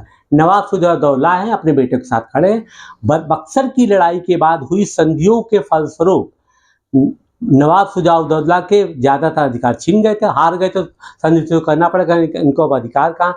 लेकिन यहाँ वह रेजिडेंस के सामने अपनी चिर परिचित शाही शानो शौकत के साथ दिखाई दे रहे हैं। लग रहा है कि अभी भी शासक है, जबकि हार भी गए हैं।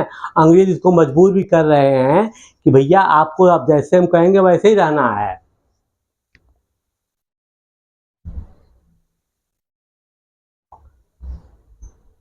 अब रेजिडेंट की ताकत क्या होती थी इसको मैंने बता दिया, लेकिन फिर भी पढ़ लीजिए। कंपनी द्वारा नियुक्त किए गए रेजिडेंट्स के बारे में स्कॉटलैंड के प्रसिद्ध अर्थशास्त्री और दार्शनिक, किसने लिखा है, कोट किसका है ये इंपॉर्टेंट है, दार्शनिक जेम्स मिल ने यह कहा था कि दरअसल रेजिडेंट रियासत का राजा होता है, हम उसे हस्तक्षेप की मनचाही निषेधाज्ञा के तहत काम करने की छूट देते हैं, जब तक कि स्थानीय राजा पूरी तरह का अधीनस्थ रहता है और रेजिडेंट यानी ब्रिटिश सरकार के माफिक काम करता है तो चीज़ें आराम से चलती रहती हैं। शासन के कामों में रेजिडेंस की दखलंदाजी के बिना सब कुछ चल जाता है। जब भी कुछ अलग तरह का घटता है, जब भी कोई राजा कोई ऐसी रास्ता अपनाता है जिससे ब्रिटिश सरकार गलत मानती है, तो वह टकराव और उथल पुथल पैदा हो जाती है। मतलब रेजिडेंस को उसने कहा शासक है, रेजिडेंस है तो प्रतिनिधि, लेकिन जेम्स मिल के हिसाब से उसने मान लिया उसकी ताकत को देखते हुए कि वास्तव में वो वही शासक है और उसी के इशारों पर ही जो है रियासतों को काम करना है।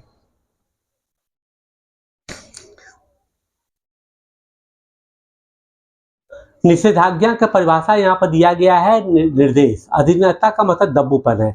आज के देखिए निषेधाज्ञा का मतलब निषेध की आज्ञा, अधीनस्था मतलब का सबॉर्डिनेशन, वो तो ठीक है किसी गुलामी एक तरह से, लेकिन वास्तव में निषेधाज्ञा का जो आज के संदर्भ में है, कोर्ट कोई किसी तरह का आदेश करती, किसी चीज़ों को रोक लगाती कि पब्लिक इंटरेस्ट में कि ऐसा ना किया जाए, वास्तव में वह निषेधाज्ञा एक तरह से वही होती है। लेकिन इसके क्रम में चूंकि इस संदर्भ में इन्होंने लिखा है कि उनका निर्देश होता था। ठीक, अधीनस्था मतलब दब्बूपन, मतलब कि गुलामी एक तरह से हो गई। ठीक,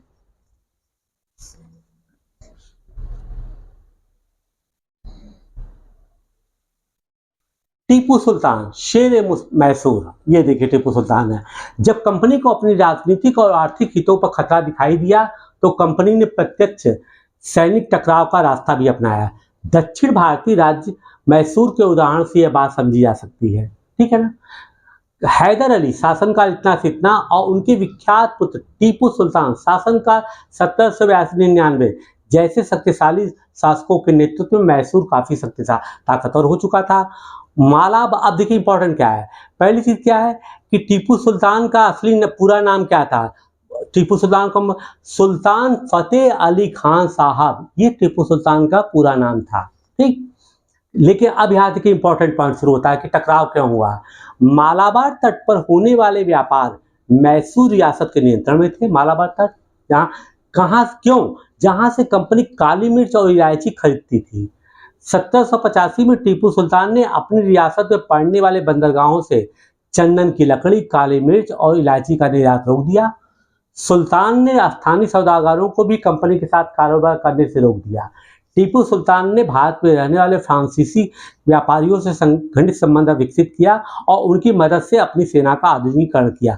अब अंग्रेजों की चाल को समझ गया था कि अंग्रेज और फ्रांसीसी भी चाहते थे कि टीपू सुल्तान के फेवर में काम करें, तो जिस चीज़ का व्यापार ये लोग करते थे, गरम मसालों का, उस क्षेत्र पर इसने पूरा एक तरह से कंट्रोल में ले लिया और यहाँ तक भारतीय व्यापारियों को भी कह दिया कि सख्त बनाई कि अंग्रेजों से किसी तरह का व्यापार नहीं होगा। अब इस तरीके से जब अंग्रेजों का नुकसान होने लगा, तब उनको लगा किसी तरीके से टीपू सुल्तान को भी हटाया जाए। उसकी परिणति क्या होती देखिए।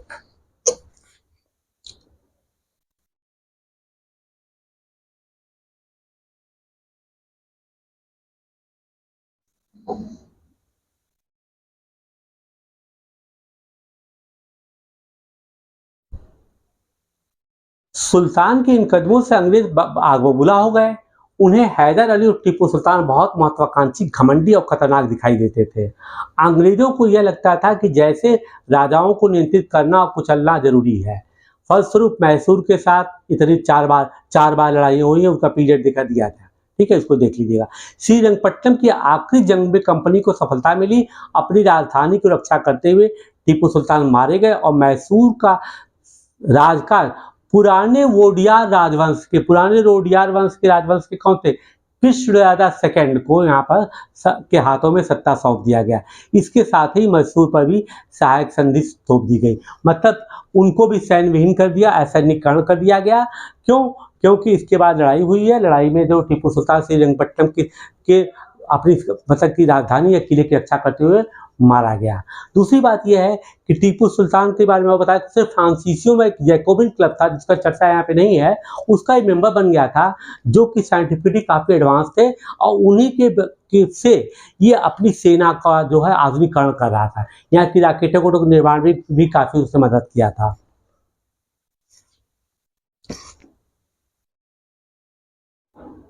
अब देखो ये चित्र अंग्रेजों ने बनाया हुआ है भारतीयों को कितना कमजोर दिखाने के लिए, इसको देख लीजिए। टीपू सुल्तान के बेटों को बंधक के रूप में कार्नवालिस के सामने पेश किया जा रहा है। डेनियल चित्र किसने बनाया है? डेनियल आर्म द्वारा चित्रित 1793।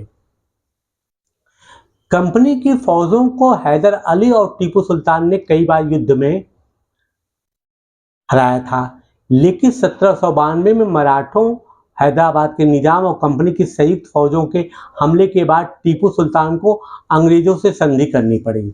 इस संधि के तहत उनके दो बेटों को अंग्रेजों ने बंधक के रूप में अपने पास रख लिया। ब्रिटिश चित्रकारों द्वारा ऐसे दृश्यों को तस्वीर बनाने में मजा आता था जिससे कि अंग्रेजों को उनकी सत्ता की विजय दिखाई पड़े। अरे भाई, किसी को भी दिखाया जाएगा कि अपने बेटे को बंधक रख दिए हैं तो निश्चित रूप से उनका अपमान होगा और अंग्रेजों की ताकत का एहसास होगा। और एक चीज और भी है, पिछले पन्ने पे मैंने बताया कि तैलचित्र दिखाया गया है। तैलचित्र होता क्या है? तैलचित्र ऐसा चित्र होता है जिसपे कि पानी का असर बहुत दिनों तक नहीं पड़ता है। इसमें क्या करते हैं कि अलसी के तेल में अलग अलग रंगों को पीस करके डाला जाता है ना। लेकिन अगर वहीं आपको सफेद रंग बनाना हो तो उसके लिए खस और किसकी जरूरत पड़ती है? ये देखिए, अखरोट की जरूरत पड़ती है। ये तैलचित्र, इसकी शुरुआत अफगानिस्तान में हुई। इस पर पानी का तुरंत असर नहीं होता है। रंगों में अलसी के तेल, मतलब अगर रंग बनाना है तो अलसी के तेल का, और सफेद रंग के लिए अखरोट या खस के तेल का प्रयोग होता है।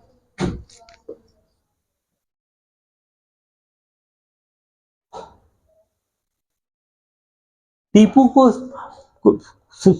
टीपू को शेर ये टाइटल कहाँ से मिली थी? शेर मैसूर के बारे में कहानी बताया।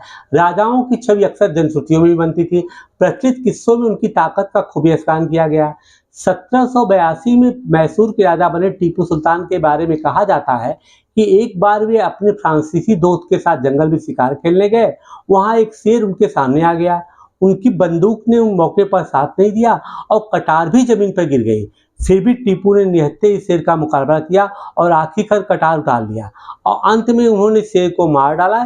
इसी के बाद से उन्हें शेरे मैसूर कहा जाने लगा और इनके राष्ट्रीय झंडे पर भी शेर की तस्वीर होती थी। इम्पॉर्टेंट पॉइंट कि इनके राष्ट्रीय झंडे पर भी शेर की तस्वीर होती थी। लेकिन देखिए टीपू सुल्तान ने भी एक बहुत बढ़िया काम किया था अंग्रेजों को नीचा दिखाने के लिए। उसको देखिए, यहाँ पर देखिए एक अंग्रेज अफसर है, ये शेर है ना, टीपू का खिलौना शेर।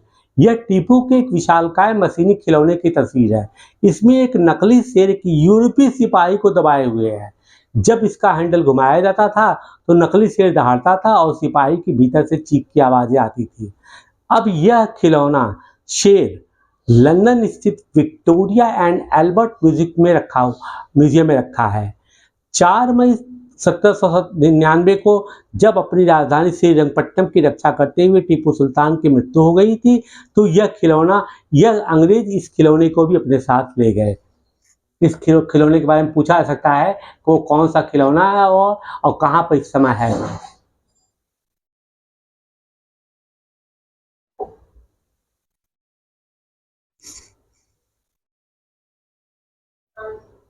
मराठों से लड़ाई 18वीं शताब्दी के आखिर से कंपनी मराठों की ताकत को भी खत्म करने के बारे में सोचने लगी थी।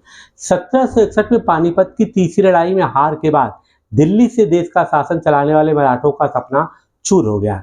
अहमद शाह अब्दाली की लड़ाई, उन्हें कई राज्यों में बांट दिया गया। इन राज्यों की बागडोर सिंधिया, होलकर, गायकवाड़ और भोसले जैसे अलग अलग राजवंशों के हाथों में थी। ये सारे सरदार एक पेशवा सर्वोच्च मंत्री के अंतर्गत कॉन्फेडरेसी राजमंडल के सदस्य थे। पेशवा इस राजमंडल का सैनिक और प्रशासकीय प्रमुख होता था और पुणे में रहता था। महादजी सिंधिया और नाना फडणवीस 18वीं सदी के आखिर के दो प्रसिद्ध मराठा योद्धा और राजनीतिज्ञ थे। अब चूंकि 1761 में अहमद शाह अब्दाली से अंग्रेजों की बहुत बुरी पराजय हुई जिसमें विश्वास राय मारे गए थे, ठीक है। तो इसके बाद उनको लगा कि एक जगह से शासन करना बहुत मुश्किल है, इसलिए इन्होंने होलकर, सिंधिया, ये तमाम का नाम दिया गया, उनको अलग अलग क्षेत्रों में बांट दिया गया कि आप इसका राज्य संभालिए। और लेकिन उनका सर्वोच्च कौन होगा? पेशवा, है ना। इसके अंदर कन्फेडरेसी राज्यमंडल के एक राज्यमंडल बना दिया गया था, गठबंधन था, है ना। कॉन्फेडरेंसी मतलब कि इन इन चारों का गठबंधन बनाकर इनका सर्वोच्च नेता पेशवा हो गया था। पेशवा इस राजमंडल का सैनिक और प्रशासकीय प्रमुख होता था और पूरे में रहता। महादेव सिंधिया जैसे, ठीक है। अब कहते हैं क्या है कि कंट्रोल कौन करता था? राजनीतिक शासन व्यवस्था का पूरा कंट्रोल जो है पेशवा करते थे और वो पूरे में रहा करते थे।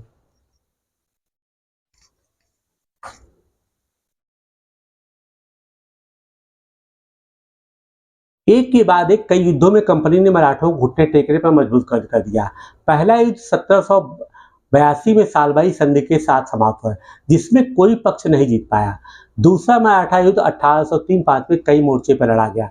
इसका नतीजा यह हुआ कि उड़ीसा और यमुना के उत्तर स्थित आगरा और दिल्ली सहित कई भूभाग अंग्रेजों के कब्जे में आ गए। अंततः 1817-19 के तीसरे अंग्रेज मराठा युद्ध में मराठों की ताकत को पूरी तरह से कुचल दिया गया और पेशवा को पुणे से हटा करके, नाना साहब की बात कर रहा है, कानपुर के पास बिठूर में पेंशन पर भेज दिया गया। अब विंध्य के दक्षिण में स्थित पूरे विभाग पर कंपनी का नियंत्रण हो गया। अब ये देखिए क्या है कि सालबाई कहाँ है? ये ग्वालियर के मध्य प्रदेश में है। ये जब मराठों की पराजय होती है, जिसके बारे में वो चर्चा कर रहे हैं सालबाई की, उसमें क्या है, ये हस्ताक्षर किसने किया था? महादजी सिंधिया और वॉरेन हेस्टिंग्स, और एक नाम और भी, डेविड एंडरसन। ये मीडिएटर था जिसने कि संधि का रास्ता प्रशस्त किया था। और इसमें क्या हुआ देखिए, माधवराव सेकंड को पेशवा मान लिया गया यहाँ पर, और रघुनाथ राव को पेंशन देने की सहमति पैदा हो गई। ये इसका आउटकम था सालबाई संधि का। और 1718 में अंग्रेज मराठा को कहते कि पिंडारी युद्ध, वास्तव में ये अटैक पिंडारियों पर ही पहले वारेन हेस्टिंग्स से किया था।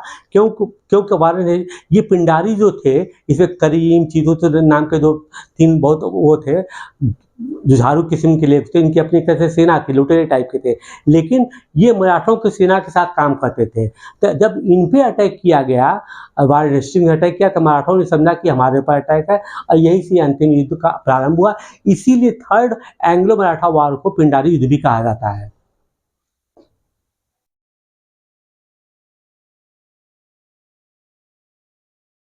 इसकी सब और परिणति क्या हुई, क्या है, बाजीराव ने आत्मसमर्पण कर दिया और 8 लाख पेंशन पर इनको बिठूर भेज दिया गया। ठीक है, बाजीराव को, पेशवा को पुणे से हटाकर कानपुर के पास, क्या है, बाजीराव को, ठीक है, कहाँ भेज दिया गया, कानपुर बिठूर भेज दिया गया।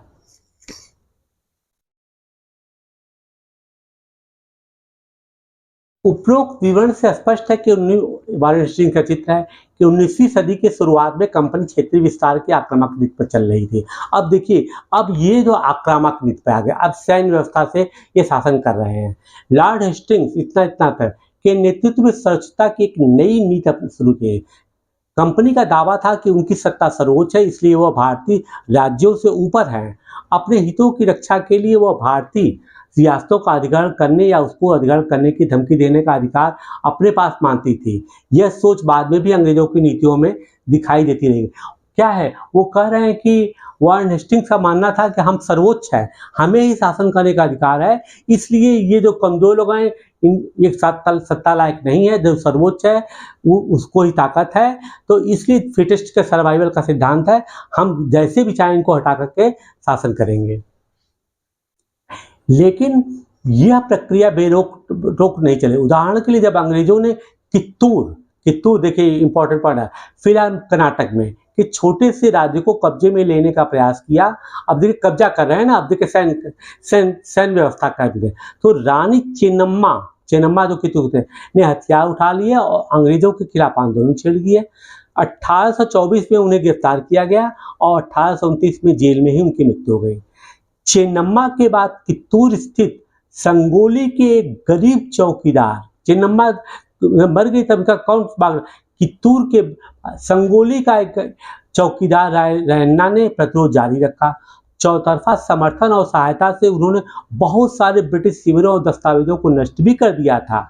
आखिरकार उन्हें अंग्रेजों ने पकड़ करके 1803 में फांसी पर लटका दिया। प्रतिरोध के ऐसे कई उदाहरण आपको इस किताब में आगे पढ़ने को मिलेंगे, जिनका क्या आप आमतौर पर लोग नाम ही नहीं जानते हैं। कित्तूर रानी चेन्नम्मा की इसमें से बनाई गई मूर्ति देखिए आप।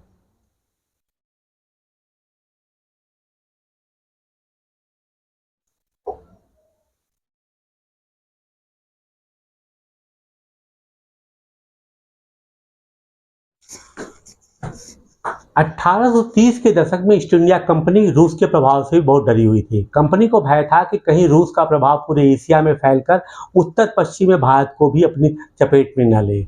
इसी डर के चलते अंग्रेज अब उत्तर पश्चिमी भारत पर भी अपनी नियंत्रण स्थापित करना चाहते थे। इसको कहते हैं फॉरवर्ड पॉलिसी, कि आगे बढ़ करके ही रूस को रोक लिया जाए पहले का। तो उन्होंने 1838 से 1842 के बीच अफगानिस्तान के साथ एक लंबी लड़ाई हुई, वहाँ अप्रत्यक्ष कंपनी की शासन स्थापित कर लिया। 1833 में सिंध में भी कब्जे में आ गया। इसके बाद पंजाब की बारी थी। यहाँ महाराजा रणजीत सिंह ने कंपनी की दाल नहीं गलने दी। 1839 में उनकी मृत्यु के बाद इस रियासत के साथ 2 लंबी लड़ाइयाँ हुई और आखिरकार 1849 में अंग्रेजों ने पंजाब का भी अधिग्रहण कर लिया। अब उनको मालूम था अंग्रेजों को कि भाई हम शक्तिशाली भारतीयों पर तो हो सकते हैं, लेकिन रूसी बहुत शक्तिशाली हैं और वो अफगानिस्तान के सारे भारत की तरफ कहीं बढ़ना है। इसलिए इन्होंने फॉरवर्ड पॉलिसी अप्लाई किया कि आगे बढ़कर उनको अफगानिस्तान में रोक लिया जाए। और उन्हीं इतिहास के बारे में कह रहा है और फिर कह रहा है कि लेकिन सिख रणजीत सिंह ने इनकी दाल नहीं गलने दिया। रणजीत सिंह के रहते अंग्रेज वहां पे नहीं बढ़ पाए। उनके मरने के बाद 2 लड़ाइयाँ लड़ी गई। अंततः अंतिम राजा जो थे, कौन थे, राजा दलीप सिंह थे, ठीक है ना। दलीप सिंह जो है, ये इनकी माँ जिंदा थी। इनको पिता के नाम पे, चूंकि ये वारिस थे, 5 साल की उम्र में ही यहाँ का शासक बना दिया गया। लेकिन बाद में जिनका जन्म तो लाहौर में हुआ था, बाद में एग्जाइल में या इनको विदेश भेज दिया गया और महाराजा दलीप सिंह की पेरिस में मृत्यु हो गई।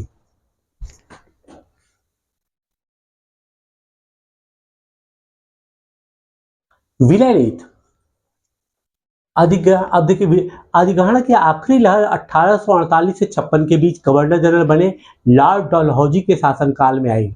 लॉर्ड डलहौजी ने एक नई नीति अपनाई जिसे विलय नीति का नाम दिया गया। इसको हड़प नीति भी कहा जाता है, ठीक है, पॉलिसी ऑफ एनेक्सेशन।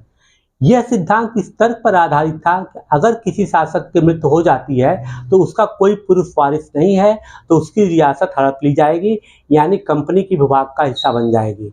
इस सिद्धांत के आधार पर एक के बाद एक कई रियासतें, सतारा, अभी सन आपको याद करना किस क्रम में कौन कौन सा हुआ है, ये नहीं क्योंकि कंपटीशन में यही पूछा था। सतारा 48, संबलपुर 50, उदयपुर 52, नागपुर 53, झांसी 54 अंग्रेजों के हाथ में चली गई। तो अंग्रेजों ने पॉलिसी बना दिया अपने से ही कि भाई अगर कोई शासक मर गया और उनका वारिस किसको होना चाहिए, पुरुष को होना चाहिए। तो कहते हैं उनका कोई पुत्र नहीं है तो उनको राज्य करने का अधिकार नहीं है। इस क्रम में जिन रियासतों को उन्होंने हड़पा उसको आपने देखा है। सन 54 की जो है रानी लक्ष्मीबाई को भी उसने इनकार कर दिया था जो कि अपने दत्तक पुत्र को मानती थी कि शासक है। ठीक, आखिरकार 1856 में कंपनी ने अवध को भी अपने नियंत्रण में ले लिया। इस बार अंग्रेजों ने एक नया तर्क दिया। उन्होंने कहा कि वे अवध की जनता के नवाब के कुशासन से आज़ाद करने के लिए कर्तव्य से बंधे हुए। देखिए क्या है, जैसे नेता लोग कहते हैं ना, हमारे भारतीय मतलब नेता लोग आदि उल्टा सीधा करते हैं कि हम तो जनता के लिए काम कर रहे हैं, दलितों के लिए काम कर रहे हैं, इनके लिए काम कर रहे हैं, लेकिन आखिर उनका उद्देश्य क्या होता है उसको आप जानते हैं। तो अब इन्होंने क्या किया, मतलब कि उन्होंने क्या कर देखा कि यहाँ पर कुछ दाल नहीं गल रही है, तो उन्होंने कहा कि ये शासक ही अच्छा नहीं है। अब शासक अच्छा, इसको हटा दिए। किसको हटा दिए? तो अब हटाने के बाद क्या होता है, अब देखिए नवाब वाजिद अली शाह को कहा कि भाई तुम्हारा शासन अच्छा नहीं है। 9 फरवरी पर 1856 को बंगाल निर्वासित कर दिया, हटा दिया गया और मेटिया बुर्ज के गार्डन रिज कलकत्ता में ही ये रह गए, वहीं पर उनकी बाद में मृत्यु हो गई। तो जब ऐसा हुआ है तो क्या हुआ, अपने प्रिय नवाब को किस तरह से गद्दी से हटाया गया, इसे देखकर लोगों में गुस्सा भड़क उठा और अवध के लोग भी 1857 की इस महान विद्रोह में शामिल हो गए।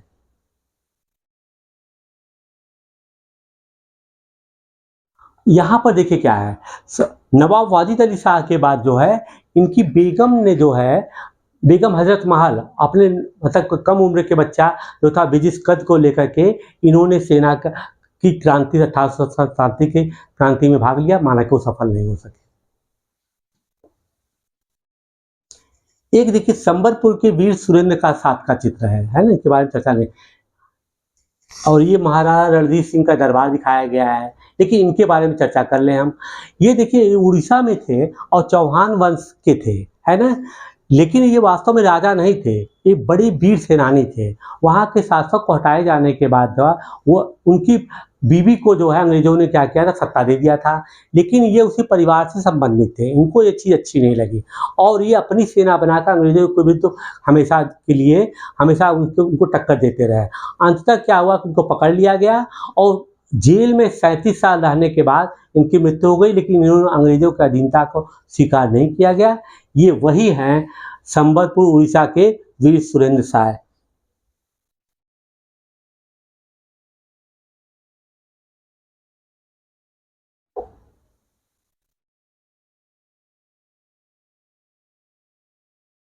अभी देखिए 3 चित्र है, कहते हैं ब्रिटिश शासन के अंतर्गत क्षेत्र, क्षेत्र में ब्रिटिश शासन के अधीन क्षेत्र नहीं थे।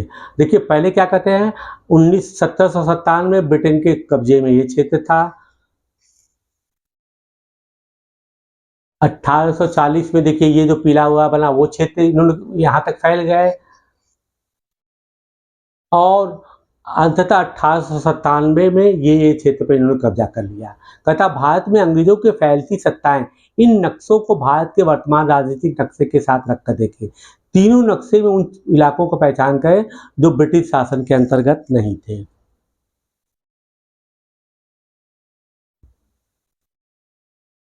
नए शासन की स्थापना, governor general Warren Hastings 1773 to 1785 उन बहुत सारे महत्वपूर्ण व्यक्तियों में से था जिन्होंने कंपनी की ताकत फैलाने में अहम भूमिका अदा की थी।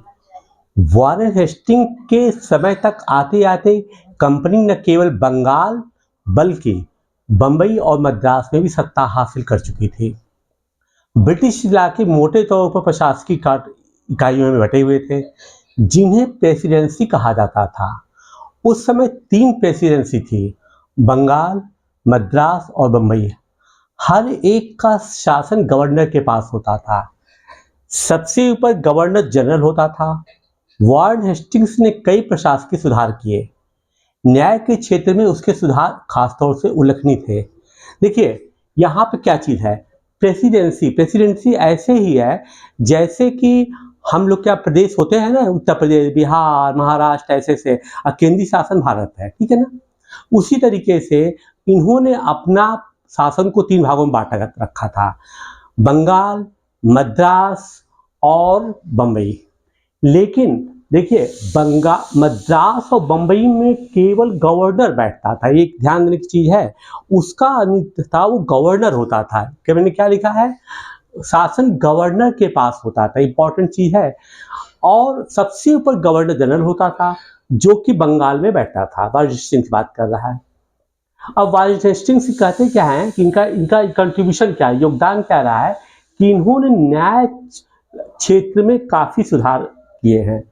1772 में एक नई न्याय व्यवस्था स्थापित की गई। क्या है वो, इस व्यवस्था में प्रावधान किया गया कि हर जिले में 2 अदालतें होंगी, फौजदारी अदालत और दीवानी अदालत। सबसे पहले आप ये समझिए कि फौजदारी और दीवानी अदालतें होती क्या हैं। देखिए फौजदारी आपका अक्सर आपने सुना होगा सिंपल वर्ड में कि आदमी कहते हैं वहाँ मार फौजदारी हो गया। मार फौजदारी का मतलब क्या है कि जो भी क्षेत्र में कहीं भी अशांति फैलाने वाली चीज है, जहां पर मार काट ऐसी चीजें हैं, मतलब किसी तरह का हिंसा की बातें हो सकती हैं, है ना, जिससे कि क्षेत्र में अशांति फैल जाती है, उस तरह की चीजें जो कोर्ट में जाती है वो फौजदारी में होता है। जैसे कि आदमी अटेम्प्ट टू मर्डर आ गया, 307 हो गया, किसी ने किसी का मर्डर कर दिया आज के ज़माने में 302 हो गया। इस तरह के जो केसेस होते हैं वो फौजदारी में जाते हैं। मार पिटाई हो गई, शांति भंग की आशंका है। दूसरी तरफ दीवानी क्या है, दीवानी अदालत वो होती है जहां पर कि क्या करते हैं कि जैसे मान लीजिए किसी का जमीन का विवाद है, कोई कहा कि साहब हमारी जमीन इतनी है और इन्होंने हमारी जमीन को कब्जा कर रखा है। किसी ने कहा साहब हमारे मकान के ऊपर अनायास मकान गिरा रहा है, ये तो मेरे बाप दादा का। संघर्ष यहाँ पर भी है लेकिन यहाँ पर अशांति या हिंसा की बातें नहीं है। ऐसी जो चीजें होती हैं वो कहा जाती हैं दीवानी अदालत में।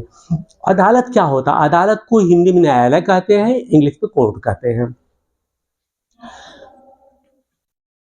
दीवानी अदालतों के मुखिया देखिए दीवानी अदालतों के मुखिया यूरोपीय जिला कलेक्टर होते थे। मौलवी और हिंदू पंडित उनके लिए भारतीय कानूनों की व्याख्या करते थे। फौजदारी अदालतें अभी भी काजी और मुफ्ती के ही अंतर्गत थी, लेकिन वे भी कलेक्टर की निगरानी में काम करते थे।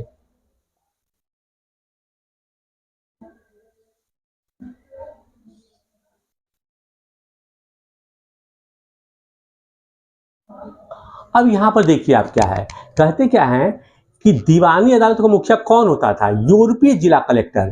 पहले कलेक्टर कौन होते थे, पहले तो वास्तव में कलेक्टर का मतलब कलेक्शन, जो राजस्व वसूली करते थे, they were known as a collector. लेकिन बाद में क्या है, इनको न्याय व्यवस्था भी दे दी गई। ठीक, अब दूसरी बात कहते हैं कि मौलवी और हिंदू पंडित उनके लिए भारतीय कानून की व्याख्या करते थे। वास्तव में शासन तो वो भारतीयों पे कर रहे थे वो। तो अब इनके लिए ये हुआ कि किस धर्मशास्त्र में किस चीज़ को कैसे व्याख्या की गई है। जैसे हिंदू धर्मशास्त्र बहुत है, कई है, हर एक में बहुत चीज़ें कही गई हैं। पंडितों में मतैक्य नहीं होता था, खुद वो उसकी अलग अलग व्याख्या करते थे। धर्मशास्त्रों में कहा गया इसलिए ऐसा होना चाहिए। जबकि इस्लाम में केवल शरिया है, शरीयत एक कानून है, इसलिए वहाँ कोई बहुत ज़्यादा मतलब कि उनके लिए समस्या नहीं होती थी। अब आता है कि काजी क्या है। काजी को कहते हैं एक न्यायाधीश, है ना, न्यायाधीश। अक्सर आपने सुना होगा कि मियाँ बीवी काजी तो क्या करेंगे राजी, है ना, क्या करेंगे काजी। मतलब क्या है कि अगर दो लोग आपस में संबंध बनाए हुए हैं, है ना, कहा जाता है, आपने सुना भी होगा, तो उसको बहुत चर्चा मैं नहीं करूंगा। कहेंगे क्या करेंगे काजी, तो उसके न्यायाधीश की जरूरत ही नहीं है। जब आपस में राजी है तो न्यायाधीश को क्या जरूरत है। ठीक है, ये काजी मुसलमान होते थे। ठीक, मुफ्ती क्या है, मुस्लिम समुदाय का एक न्यायविद जो कानूनों की व्याख्या करता है। काजी इसी व्याख्या के आधार पर फैसले सुनाता है। जैसे कोर्ट में जब बहस होता है तो दो वकील आपस में बात करते हैं, तो उसके बाद एक डिसीजन होता है कि नहीं, इस केस में ऐसा, इस केस में ऐसा, इस केस में ऐसा होना चाहिए, ऐसा होना चाहिए। अल्टीमेटली तब जज अपना फैसला सुनाता है। तो ऐसे ही ये जो मुफ्ती लोग होते थे, शरिया कानून की व्याख्या करते थे कि कानून के हिसाब से इसमें ऐसा होना चाहिए। तब मुफ्ती जो न्यायाधीश होता था, वह जजमेंट अपना जो है सुनाता था। महाभियोग, जब इंग्लैंड के हाउस ऑफ कॉमन्स में किसी व्यक्ति के खिलाफ दुराचरण का आरोप लगाया जाता था, तो हाउस ऑफ लॉर्ड्स, संसद का ऊपरी सदन में उस व्यक्ति के खिलाफ मुकदमा चलता है। इसे महाभियोग कहा जाता है। ये तो कह चुके यूरोपीय संसद की बात कर रहा है, महाभियोग तो हर कई देशों में चलाया जाता है, लेकिन हम इस सीमित रूप में इसकी व्याख्या ही कर रहे हैं। अब वो कह रहा है कि जब लोअर हाउस, जैसे हमारे लोकसभा राज्यसभा होता है ना, उसी तरह से वहाँ पर House of Lords, House of Commons है, ठीक। तो कहते हैं कि लोअर हाउस में अगर किसी को बता दिया कि भाई कि ये आदमी आरोपित किया जाता है, इसके खिलाफ ये काम है, इसे गलत काम किया है, तो हाउस ऑफ लॉर्ड्स में उस पर मुकदमा चलाया जाता है, ठीक।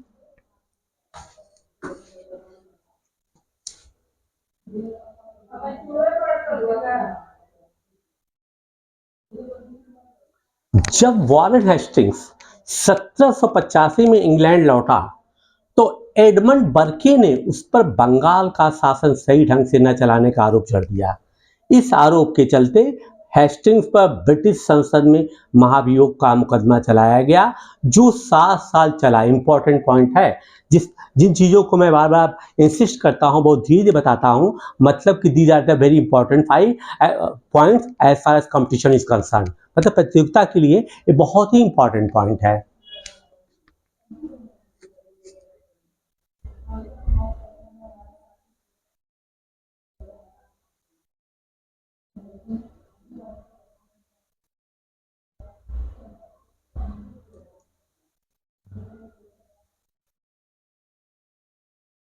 अब देखिए क्या है, एडमंड बर्क ने किस तरीके से है चलाया है, जैसे लगता है कितना न्यायप्रिय आदमी रहा होगा।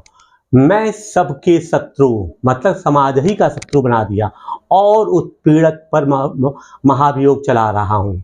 वॉरेन हेस्टिंग्स के इस महाभियोग की कार्रवाई के दौरान एडमंड बर्क ने एक उत्तेजनापूर्ण भाषण दिया, जिसका एक हिस्सा इस प्रकार है।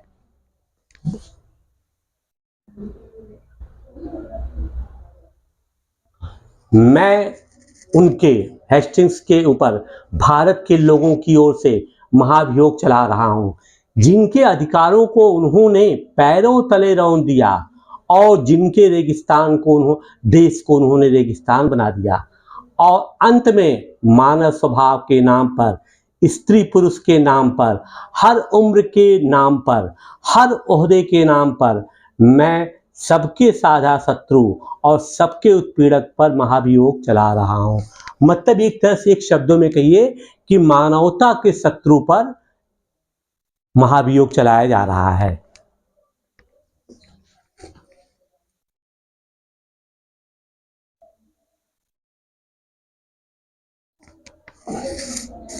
अब जिसकी बात करते हैं, धर्मशास्त्र, संस्कृत की ऐसी कृतियां जिनमें सामाजिक तौर तरीकों और आचरण के सिद्धांतों की व्याख्या की जाती है, और ये धर्मशास्त्र ईसा पूर्व 500 वर्ष से भी पहले लिखे गए थे।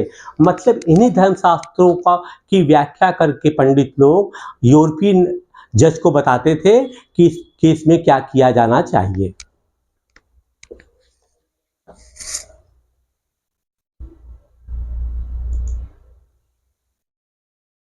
एक बड़ी समस्या यह थी कि ब्राह्मण पंडित धर्मशास्त्र की अलग अलग शाखाओं के हिसाब से स्थानीय कानूनों की अलग अलग व्याख्या कर देते थे, है ना। मतलब क्या है, धर्मशास्त्र क्योंकि हमारे यहाँ बहुत ज़्यादा हिंदू धर्म में है, तो हर एक आदमी अलग अलग तक व्याख्या कर देता था। तो उसका निदान निकालने के लिए क्या किया गया, देखिए। इस भिन्नता को खत्म करके एक रूपता लाने के लिए, समरूपता लाने के लिए 1775 में 11 पंडितों को भारतीय कानून का एक संकलन तैयार करने का काम सौंपा गया। 11 पंडितों, 17 N.B. हार्टहेड ने इस संकलन का अंग्रेजी में अनुवाद किया। इंपॉर्टेंट पॉइंट, ठीक है। 1778 तक यूरोपीय न्यायाधीशों के लिए मुस्लिम कानूनों की भी एक संहिता तैयार कर ली गई थी। It's all these are very important point. 1773 के रेगुलेटिंग एक्ट के तहत एक नए सर्वोच्च न्यायालय की स्थापना की गई। इसके अलावा कलकत्ता में अपीली अदालत, सदर निजामत अदालत की भी स्थापना की गई।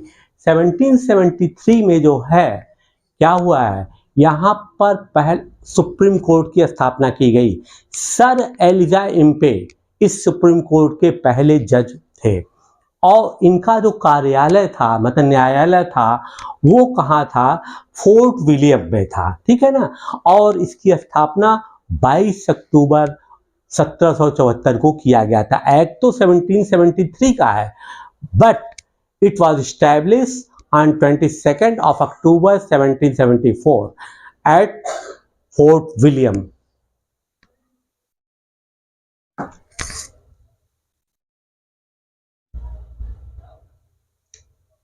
तो अब वो कंपनी के फॉल्स के बारे में चर्चा कर रहा है, क्या चेंजेस आ रहे हैं। देखा, कंपनी के साथ भारत में शासन और सुधार के नए विचार तो आए, लेकिन उनकी असली सत्ता सैनिक शासन में थी। कहा है कि भारत में शासन में उन्होंने सुधार तो बहुत करने की कोशिश किया, लेकिन सत्ता किसमें थी, असली सत्ता जो सैनिक शासन में थी। मुगल फौज मुख्य रूप से घुड़सवार, सवार कौन थे, सवार मतलब घोड़े पर चलने वाले प्रशिक्षित, है ना, 10 पर्सन, और पैदल सेना थी, दो तरह की सेना इनके पास थी। उन्हें तीरंदाजी और तलवारबाजी का प्रशिक्षण दिया जाता था। सेना में सवारों का दबदबा रहता था और मुगल साम्राज्य को एक विशाल पेशेवर प्रशिक्षण वाली पैदल सेना की जरूरत महसूस नहीं होती थी। ग्रामीण इलाकों में सशस्त्र किसानों की बड़ी संख्या थी। स्थानीय जमींदार मुगलों को जरूरत पड़ने पर पैदल सिपाही मुहैया कराते थे। भाई घुड़सवार सेना मुगल रखते थे अपना, है ना, दूर दूर जब आक्रमण करना होता था। पैदल सेना के लिए चूंकि इन्होंने अपनी व्यवस्था को ऐसा बांट रखा था, जैसे फॉर एग्जाम्पल आपको जो मैंने मनसबदारी बताया, मनसबदारी को लेकर एक एग्जाम्पल चलिए, वहाँ पर क्या है, वहाँ पर उनको सेना रखने के लिए अनिवार्य रूप से रहते थे लोग। तो जब पैदल सेना की जरूरत पड़ती थी, तो जो स्थानीय जमींदार होते थे गाँव गाँव में, जिनको जमींदारी सौंपी गई थी, उनको ये भी अधिकार था, उनको अधिकार भी था, उनकी ड्यूटी भी थी कि एक लिमिटेड सेना वो रखेंगे। तो जब जरूरत पड़ती थी तो उनको बुला लेते थे। इसलिए घुड़सवार और पैदल सेना पर इनका जोर रहता था, ठीक है। लेकिन कंपनी में क्या हुआ उसको देखिए। 18वीं सदी में जब अवध और बंगाल जैसी रियासतों में किसानों को भर्ती करके उन्हें पेशेवर सैनिक प्रशिक्षण दिया जाने लगा, तो यह सूरत बदलने लगी। ईस्ट इंडिया कंपनी ने जब अपनी सेना के लिए भर्ती शुरू की, तो उसने भी यही तरीका अपनाया। क्या है, अंग्रेज अपनी सेना को सिपाही मतलब क्या है, अपनी सेना को सिपाही, जो कि भारतीय शब्द सिपाही से ही बना है, आर्मी कहते थे। अंग्रेजी अपनी सेना को सिपाही कहते थे। सिपाही मीन्स आर्मी, ये हवलदार और दीवाने नहीं।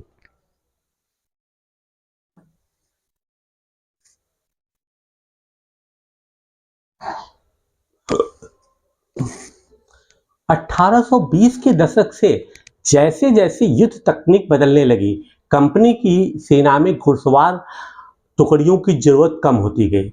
इसकी वजह यह थी कि ब्रिटिश साम्राज्य, क्या कारण था, अब देखिए यहाँ पर घुड़सवारों की कोई जरूरत नहीं पड़े। ब्रिटिश साम्राज्य बर्मा, अफगानिस्तान और मिस्र में भी लड़ रहा था, जहां सिपाही मस्केट, तोड़ीदार बंदूक, अब मैचलॉक से लैस होते थे। कंपनी की सेना के सिपाहियों को बदलती सैनिक आवश्यकताओं को ध्यान में रखना पड़ता था और अब उसकी पैदल टुकड़ी ज़्यादा महत्वपूर्ण होती जा रही थी। अब देखिए, जो इन्होंने मैचलॉक और मस्केट बनाया था, वो पैदल सेना के लिए भी जरूरी इसलिए थी क्योंकि घोड़े पर सवार होकर के उसमें उनको बंदूक के अंदर जो है इन गोलियों को लोड करना बहुत मुश्किल काम होता था। पहले तो क्या था, घुड़सवार एक हाथ से जो है घोड़ा पकड़े रहता था और सीधे तलवार या बालम भाला जो भी चलाया करता था। लेकिन अब प्रॉब्लम ये थी कि अगर घोड़ा सीधे जा रहा है तो उनको बंदूक ऐसे पकड़ेंगे तो उनको लोडिंग करनी पड़ेगी कारतूस ना। तो इसलिए भी उनको मालूम हो गया था कि भले घोड़ा बहुत तेज दौड़ता है, लेकिन ये काम इन्फेंट्री पैदल सेना ही आसानी से कर सकती है। मैस्कट क्या है? पैदल सिपाहियों द्वारा इस्तेमाल की जाने वाली एक भारी बंदूक। भारी बंदूक मैस्कट क्या है? जो कि तोड़दार बंदूक। मैचलॉक क्या है? शुरुआती दौर की बंदूक जिसमें बारूद को माचिस की चिंगारी दी जाती थी। अब देखिए, आपने देखा होगा बंदूक में क्या होता है कि स्टिगर होता है। किसी बंदूक हो, पिस्टल हो, वो क्या करता है, कारतूस या कैट्रिज पे अटैक करता है। अटैक करता है तो उसमें क्या होता है कि उसके अंदर एक ऐसे विस्फोट हो रहा है, बारूद फैलता है, और बारूद जो छर्रे होते हैं उन्हीं छर्रे को वो ले जाता है निशाने पर। तो इस तरह की चीज़ें शुरुआती दौर की जिस बात कर रहे हैं, मैचलॉक। मैचलॉक में कहते हैं कि इस तरह की व्यवस्था नहीं थी। उसमें क्या, माचिस से आग लगाया जाता था, तब बारूद फैलता था, बारूद की गैसें होती थी, बारूद में आग लगता था, गैस पैदा, तब छर्रा आगे जाता था। और मस्केट जो है, मस्केट की बंदूकें तो आपने देखा कैसे तोड़ करके जो है अलग अलग कर देते हैं। ये बंदूक तो आपने पहले अभी भी देखा होगा। 19वीं सदी की शुरुआत में अंग्रेज एक समरूप सैनिक संस्कृति विकसित करने लगे थे। सिपाहियों को यूरोपीय ढंग का प्रशिक्षण, अभ्यास और अनुशासन सिखाया जाने लगा। अब उनका जीवन पहले से भी ज्यादा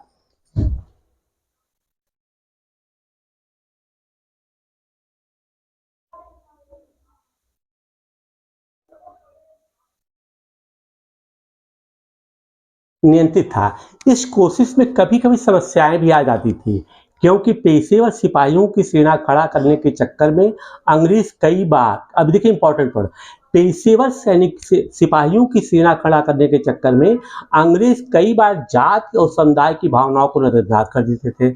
भला लोग अपनी जाति और धार्मिक भावनाओं को इतनी आसानी से कैसे छोड़ सकते थे? क्या वे खुद को अपनी समुदाय का सदस्य मानने की बजाय सिर्फ सिपाही मान सकते थे? सिपाही क्या महसूस करते थे? अपने जीवन और अपनी पहचान, यानी वे कौन है, इस बात का एहसास में जो बदलाव आ रहे थे, उनको सिपाहियों ने किस तरह देखा। 1857 का विद्रोह हमें सिपाहियों के इस दुनिया का झलक दिखाता है।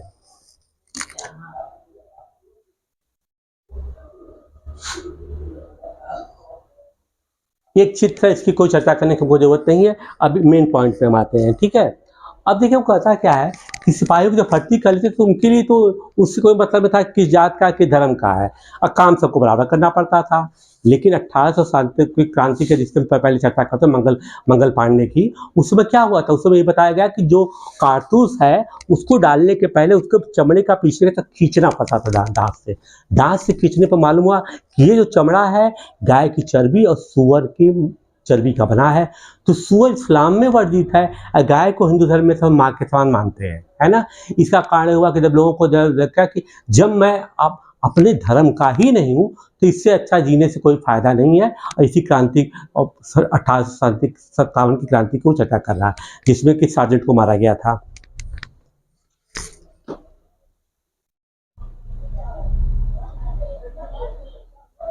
निष्कर्ष, अब देखिए इन सब चीजों से निष्कर्ष क्या निकलता है उसकी बात कर रहे हैं। वो कह रहे हैं कि ईस्ट इंडिया कंपनी एक व्यापारिक कंपनी से बढ़ते बढ़ते एक भौगोलिक औपनिवेशिक शक्ति बन गई। 19वीं सदी की शुरुआत में नई भाप तकनीक के आने से यह प्रक्रिया और तेज हुई। तब तक समुद्र मार्ग से भारत पहुंचने में 6-8 माह का समय लग जाता था। भाप से चलने वाले जहाजों ने यह यात्रा 3 हफ्तों में समेट कर दी। इसके बाद तो ज्यादा से ज्यादा अंग्रेज और उनका परिवार भारत जैसे दूर देश में आने लगा। अब क्या है, स्टीम इंजन बन गए, भाप का आविष्कार हो गया, स्टीमर बनने लगे। तो अब जो पतवार हवा के सहारे, पतवारों के सहारे जो नाव आती थी, अब वो मशीनीकरण हो गया, मशीन के सहारे आते थे, आसानी से 2-2 3 दिन हफ्ते के अंदर चले आते थे। तो अंग्रेज लोग आते थे, यहाँ व्यापार भी करते थे, यहाँ पर जो भी उनको करना था करके अपना फिर चले जाते थे। इसलिए क्या, अंग्रेज लोग यहाँ पर आने तेजी से आना शुरू कर दिए। 1857 तक भारतीय उपमहाद्वीप के, अब देखिए फिर इंपॉर्टेंट पॉइंट, 1857 तक भारतीय उपमहाद्वीप के 63% भूभाग और 78% आबादी पर कंपनी का सीधा सीधा शासन स्थापित हो चुका था। ये पॉइंट इंपॉर्टेंट है। देश के शेष विभाग पर, आबादी पर कंपनी का अप्रत्यक्ष प्रभाव था। इस प्रकार व्यावहारिक स्तर पर ईस्ट इंडिया कंपनी पूरे भारत को अपने नियंत्रण में ले चुकी थी।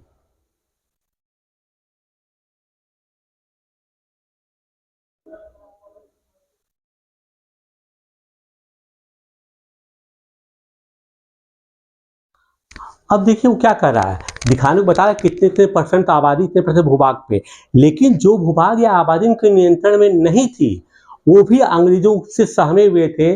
अप्रत्यक्ष ही रूप से छोटे मोटे शासन कर पाते थे, लेकिन वो भी अंग्रेजों को एक तरह से पिट्ठू या गुलाम ही कहते थे, है ना। उनके लिए जो शब्द मैं प्रयोग नहीं करना चाहता हूँ। अब अक्सर आप फिर भी आपने सुना होगा जिसको आप कहते हैं ना कि वो फला स्टेट थे, फला राजा थे, फला आज भी हम सुनते। अरे वो फला राजा फला स्टेट कहाँ थे जब वो अंग्रेजों की चमचागिरी करते थे, जब वो अंग्रेजों के अधीन थे, अंग्रेजों जो कहते थे वही करते थे। तो उनको आप राजा कैसे मानते हैं भैया, कैसे आप स्टेट मानते हैं? ये बात तो मेरे समझ से बाहर की है। खैर इतिहासकारों ने लिखा है, इससे माना जाएगा, ठीक है। खैर व्यक्तिगत रूप से मैं बता रहा हूँ कि जब आप किसी के अधीन हैं तब आप राजा कैसे हो सकते हैं। माना कि आप सब कुछ कार्य कर रहे हैं, लेकिन आप उनकी किसी के अधीन काम कर रहे हैं तो राजा नहीं होते।